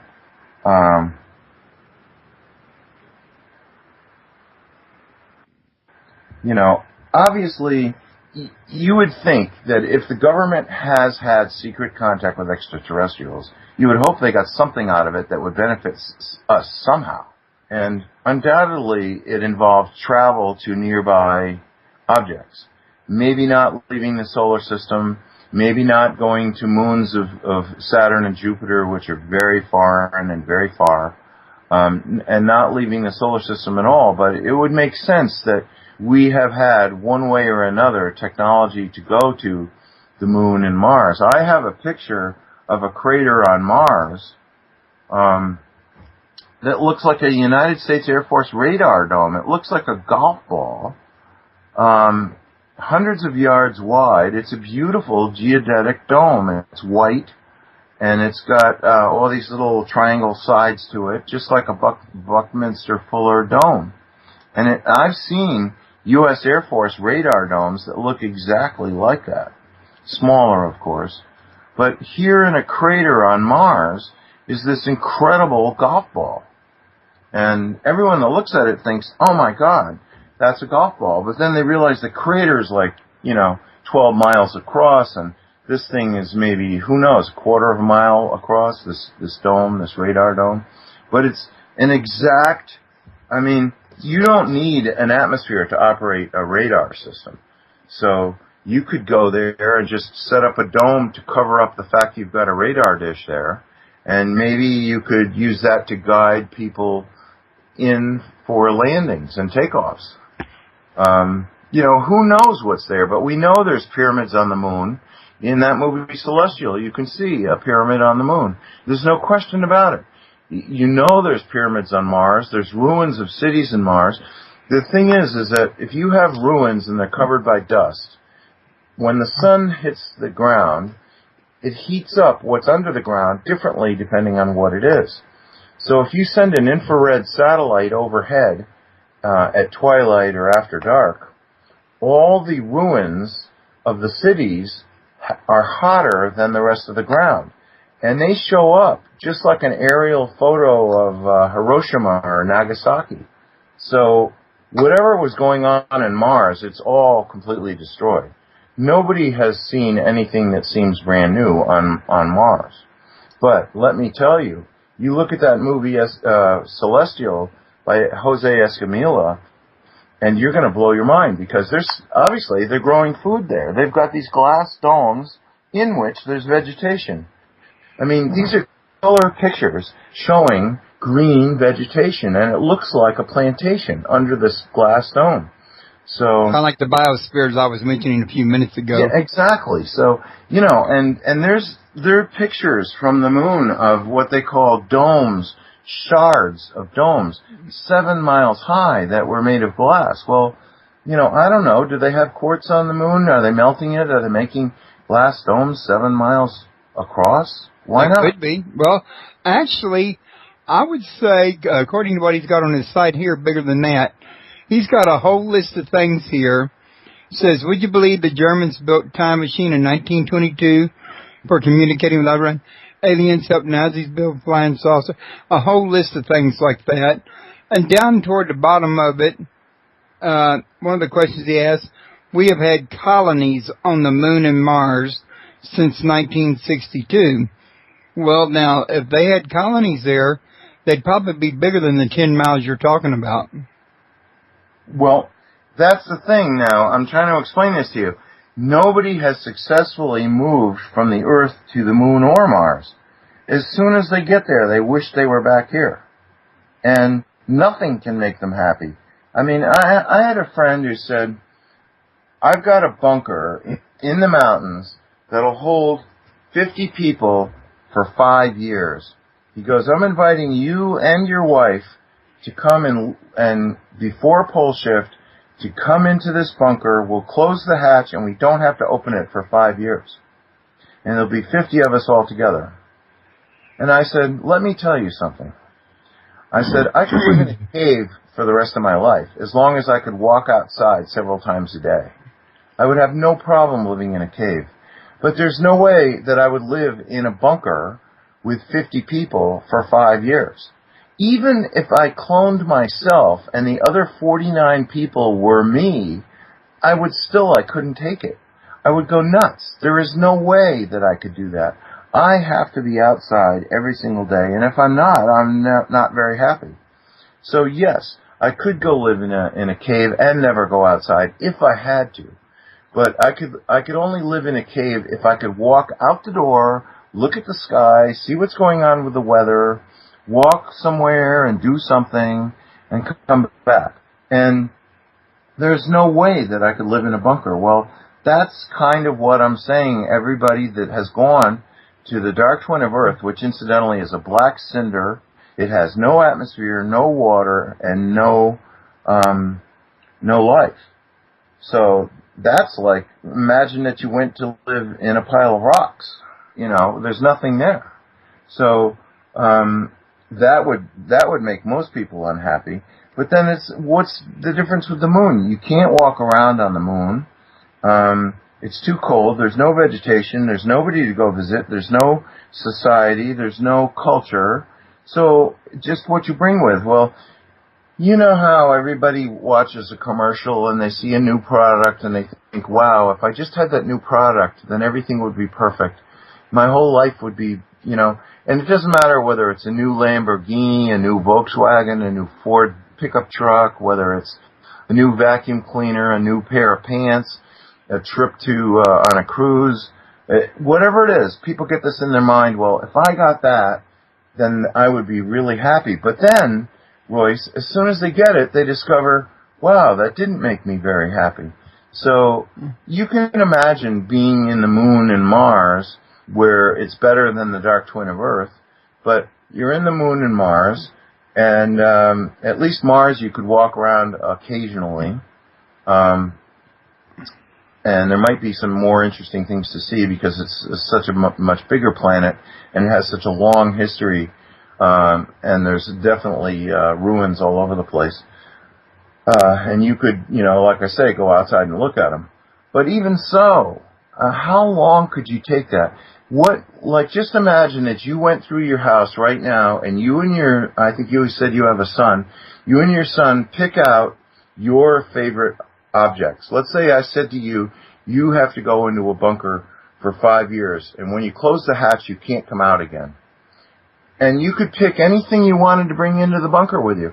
I'm telling you right now, it wouldn't matter what you brought into the bunker. It wouldn't make you happy. And it wouldn't take you long. It might take you as little as 5 minutes. It might take you a day. It might take a week. It might take a month. But you would want to leave. And you'd be desperate to leave.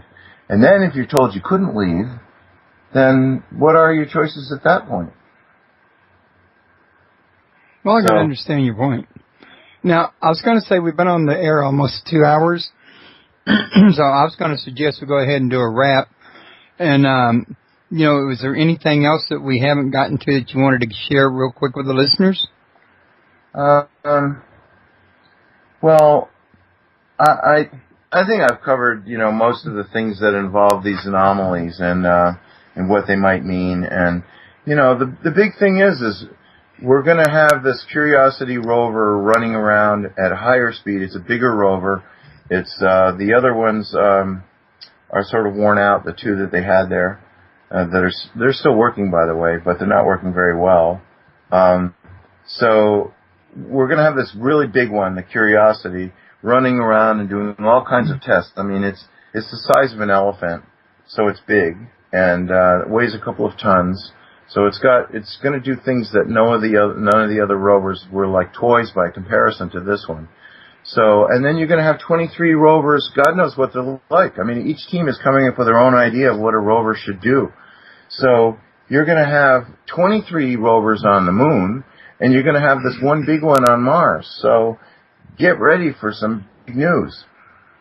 And don't be surprised when it happens. And I'll tell you what I think it is. They're going to discover, on Mars, they're going to discover evidence of life and evidence of extraterrestrials. Now, NASA is not going to admit evidence of extraterrestrials on the moon, but really, would I be surprised if one of these 23 rovers comes across some ET ruins?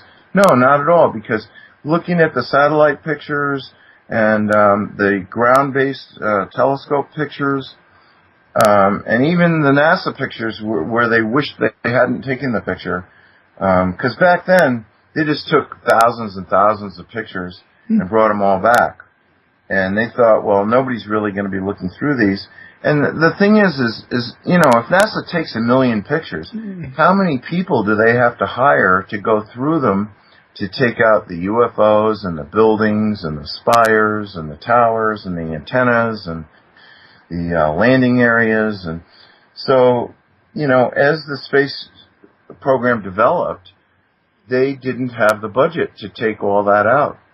And even where they've got something live, like the SOHO satellite pictures showing Planet X near the sun, they've written programs that are supposed to identify, oops, Planet X is in the picture, let's automatically cut it out and replace it with some stars. But even that program's not perfect. So if you just keep going to the SOHO satellite, the NASA Solar Observatory satellite website, every 10 minutes there's 2 satellites. Every 10 minutes they each download a new picture of the sun. And sometimes you see stuff near the sun that you're not supposed to see. People have seen motherships, they've seen Planet X, they've seen the dark twin of Earth, they've seen, it's just extraordinary what people have seen. And a lot of times when you're looking at it, you have no idea what it is, but you know it shouldn't be there. So, but anyway, even where that's live, it's 2012, they're putting a new picture up every 10 minutes, still pictures get by that computer program, and then they've got 10 minutes to go, oh my God, let's take that picture down, paste over it with some innocuous stuff and put it back. And meanwhile, people like you and me who saw it have right-clicked on it and chosen Save As, and now we have it in our hard drive, and they can't cover it up. So, you know, I think there's going to be some very interesting developments, which is remarkable because essentially they've ended the space program. You know, they haven't done a lot in a long time except for that rover I heard about recently. Exactly. And, of course, Richard Hoagland gave us a whole book full, but that was all historical. Yeah, I mean, you know, I hope your listeners have cable TV, and I hope they've been able to watch that show on the History Channel called Ancient Aliens, because that is the best, most refreshing show. And I'm hopeful that if they go from ancient aliens to present aliens or future aliens, that they invite me on the show. But with ancient aliens, I guess there's a lot more experts than me. But the thing is, I mean, there's ruins all over the world. And the one that gets me the most is in Bekaa Valley in Syria. It's called the Bekaa Valley. There's a granite platform that's like 2 miles long, and you can point a laser across the surface. That's how flat it is. And the granite blocks it are made of are immense. I think I remember they're 300 feet by 150 feet by 60 feet. Well, guess what? Granite weighs 200 pounds a cubic foot. Even if we could cut that, which I seriously doubt, there's no way we could move it, let alone build a 2-mile-long platform in the desert. So who did that? How did they do it? And what was it for? Well, there's only one answer to all 3 questions. Extraterrestrials. It certainly wasn't cavemen. So. All right, real quick, like I don't think I told everybody this earlier, I'll tell them now. You can learn more about Gordon by going to www.poleshift.ning.com /profile /Gordon James Gianninoto. Yep, I'm a member of Poleshift.ning.com, and that's where you go if you yourself would like to ask a question of unselfish extraterrestrials. So you ask the question there. If it's never been asked before, and if it's not personal, they will accept the question, and then they will ask the Zetas to answer it. And the Zetas will give Nancy the answer, and she will type it out. So that's what those 39,000 pages are on ZetaTalk.com, is questions from the public and answers given by unselfish human extraterrestrials. So that's how Poleshift Ning interacts with Zeta Talk. Is you can't ask a question. You can go there and read all you want, but if you want to ask a question, like I wish Kirk would do that, ask a question that's never been asked before, Kirk, and get an answer from the Zetas and see what you think. But I've done it, and I've had questions I had answered, and it's very interesting. So, instead of criticizing it and not believing it, if you just start reading on that website, I don't see how your socks aren't going to be blown off so far you're never going to see them again. All righty then. With that note, don't forget to come back, let's see, August 25th, when Gordon Gianninoto, pardon me, I got a little tongue-tied there, will be returning. We'll be talking about the latest news with Planet X, and I'm pretty sure he'll have even more to report at that point in time, as he's always constantly reminding me new things are happening every day. So don't forget to come back and catch that. I'm not a one-trick pony, Royce. I always come after new stuff to talk about. So, you never know what I'm going to say, but you're going to find out it's the latest stuff. So be sure to join us for that show. And I'm going to go ahead and let Gordon get on with his day. And I'm going to hang online and be right with you guys to, mention some of the other shows pardon me. That hit me suddenly. The shows I have between now and then, and maybe a couple of radio shows I know about y'all might be interested in. Gordon, it's been a pleasure to have you here as usual. Well, same for me. I love being... Go ahead. I think we lost him. Well, what I was going to say, I enjoyed having him here, but I think he accidentally got disconnected. Giving him just a minute to see if he can manage to get back in. If he doesn't, then I'll go on with the rest of it. Yeah, it looks like he got disconnected because I show him just now logging back in. So, in the meantime, folks, what I was going to say is you don't want to miss our show tomorrow night at 8 o'clock. Is that you, Gordon? Yeah, I'm back. Yeah, I was just fixing to say, I hope you have a good weekend.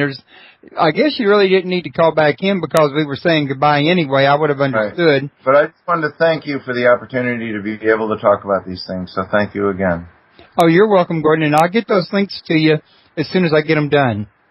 Okay, well, I appreciate that. Okay, you have a good one. Thank you. Same to you. Bye-bye. Bye.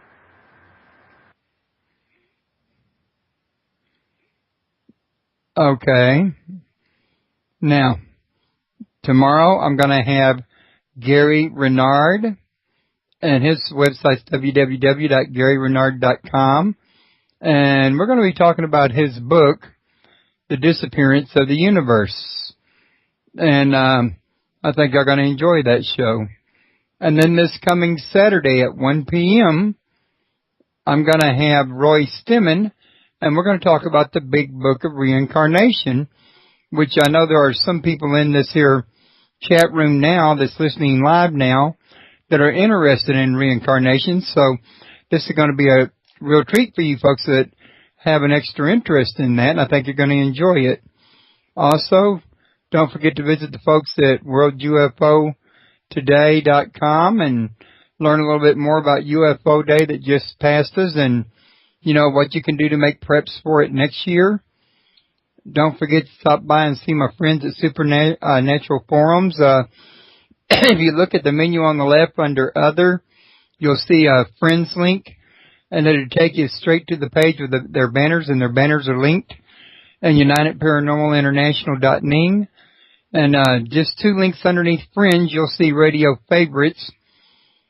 And I welcome you guys to stop by and check out UKPN Radio with Gary Brown as the host, and Jim Harold's radio show, and the Gralien Report with Micah Hanks, and Ohio Exopolitics and Mark Snyder.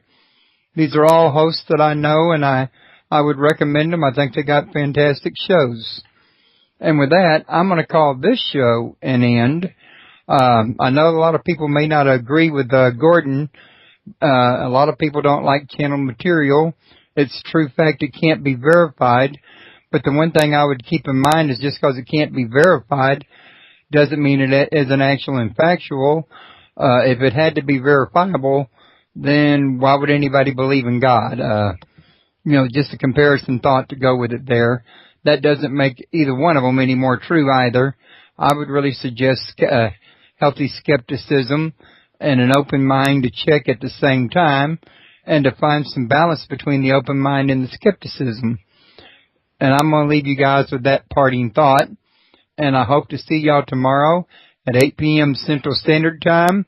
For you guys listening, it's 3:01 right now. So you can judge what time it is by you and get an idea, by adding or subtracting from my time, what time it is in your time zone, because I don't have means yet. Hold on a minute. Pardon me, please, folks. I don't have the means yet to, haven't figured out how to code to put up a time zone thing on my page. Once I do figure it out, I will get it done. And with that, you guys have a good day, and it's been a pleasure. I want to thank y'all for coming. I couldn't have a show without all my listeners. Good night, and y'all have a good day until tomorrow. So it's pushing the North Pole of the Earth away, and then it wobbles back, and then it gets away. And that's causing the Gulf Stream, which normally goes west to east in the northern hemisphere and east to west in the southern hemisphere, that's making giant loops in the Gulf Stream. And that's why you have this strange weather where on both sides of the Atlantic you have absolute rain. I mean, I feel like I've been living in a rainforest. We've had 3/4 of a year's worth of rain in a 6-week period. And but then the middle of the country and Eastern Europe and Russia are in absolute drought conditions. So, and the reason why this repeats is because the Great Atlantic Rift is a crack going down the middle of the Atlantic Ocean, and it's an upwelling of iron magma. And as the Earth turns, the Atlantic Ocean faces the sun, and in a line between the Earth and the sun, below that line is where Planet X is. So it grabs the Atlantic Rift and pulls the North Pole down towards it.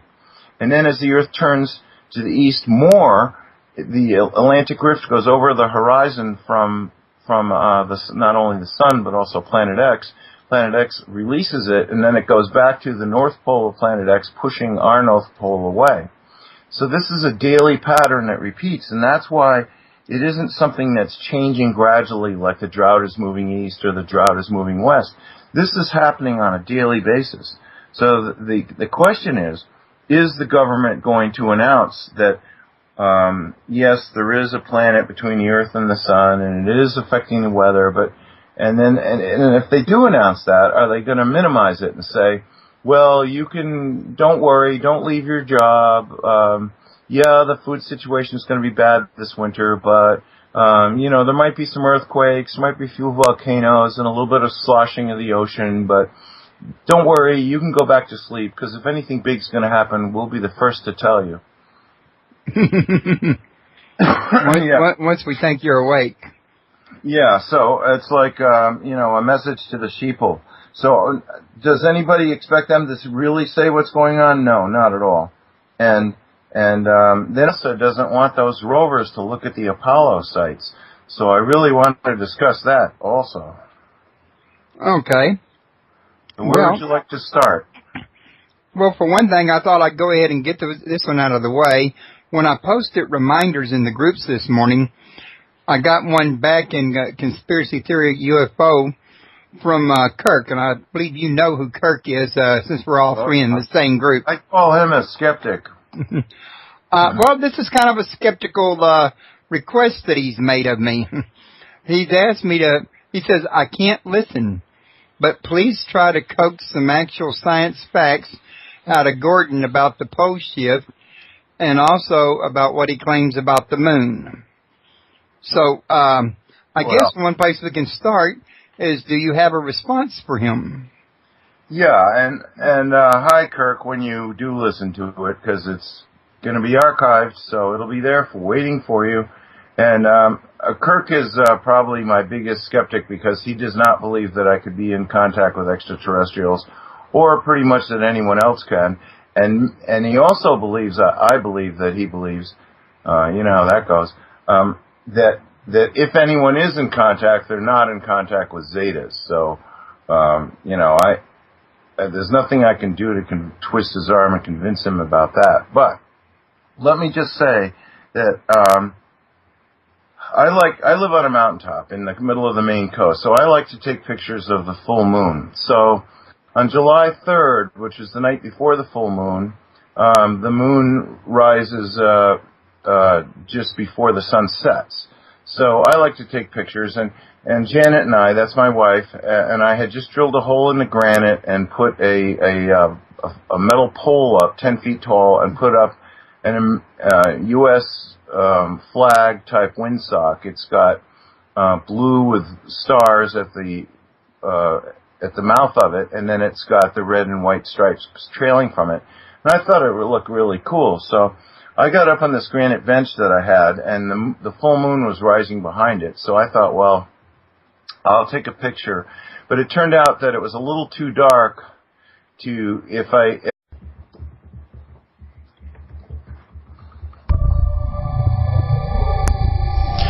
Welcome to Paranormal Palace Radio, where truth equals reality, and truth is often stranger than fiction.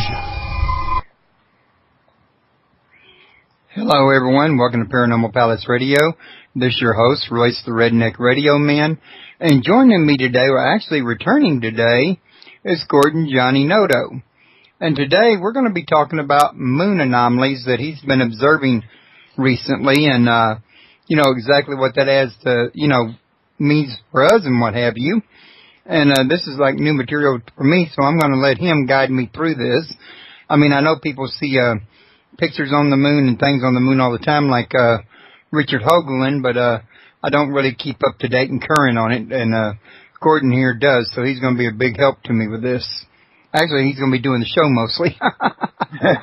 But Gordon, how you doing today? Oh, I'm doing really well, and I love being on your show, Royce, and I love the fact that you put it on YouTube and the other channels where people can find it really easily without being a member and without paying a membership fee. And thank you for that. Oh, you're welcome, but I'd also like my listeners to know that I have my own archive, just like YouTube's, if y'all want to listen to it at my site as well. I mean, who doesn't want a little traffic to their site? But at any rate, Gordon, you was telling me that there's got a lot of new things going on out there on the moon. What exactly is going on? Well, there's different things. There's the moon seems to be going sideways from Earth. That's one thing, and that proves Earth wobble. So we can discuss that. And then there's a brand new movie. It's so beautiful that I hope all of your listeners watch it. It's called Celestial by Jose Escamilla, and it's on YouTube. And that's what you look up, Celestial.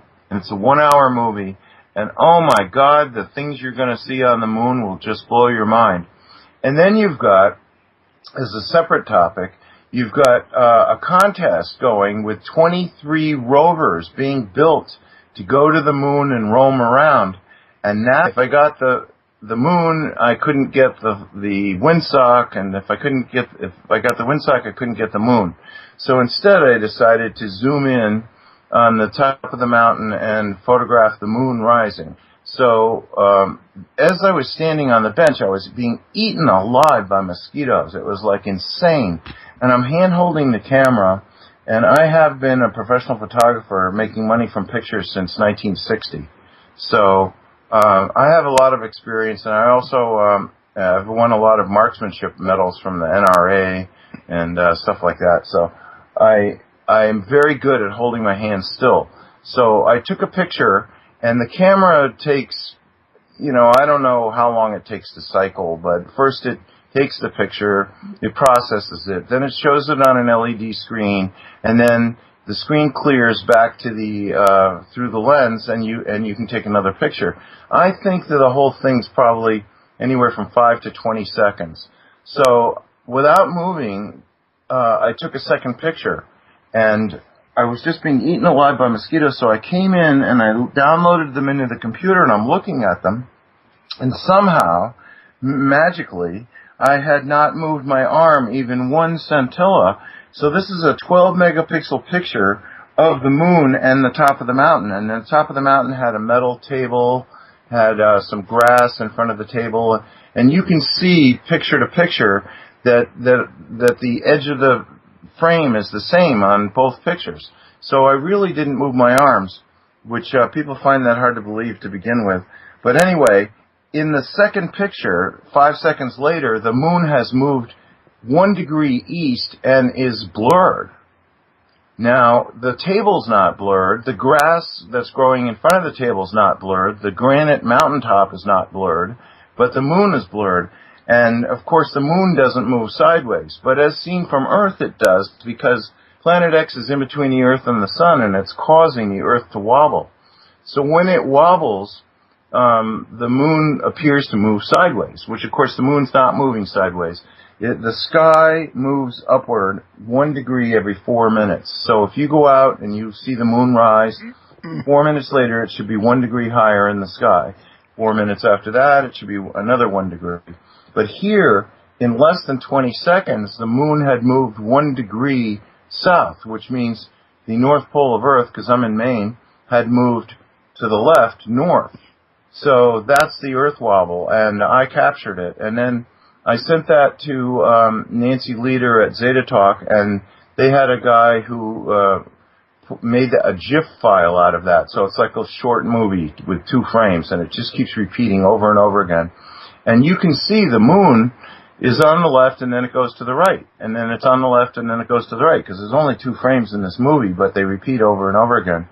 And this is true. There's lots of other evidence of that. There's a geostationary satellite image of the Earth, and they take the still frames that it shoots, and they make those into a movie by adding the frames consecutively. And you can see the Earth wobble back. The North Pole moves away from the satellite and then towards the satellite. And then there's other things where people have said that the sun is rising too far north, or it's rising too far south, or the sun is setting too far north or setting too far south. And then there's the height of the moon above the sky. The sun and the moon should basically be within a 23-degree angle of the ground in the height of the sky. But there have been times when I've stepped out during the full moon here in Maine and had the moon so far overhead, which should never happen, that the shadow of my head just barely covers my shoes. So, if Kirk doesn't want to call that science, fine. You can lead people to water, but you can't make them drink. So, and there's all kinds of skeptics. I meet them all over the place. And then there's lots of people that get really excited and like, oh my God, this is absolute proof. The Earth is wobbling. What's causing it to wobble? Well, that's the next question, is that Planet X is in between the Earth and the Sun, and the magnetic north pole of Planet X is pointed at the equator of the Earth like a flashlight, and 2 north poles repel each other.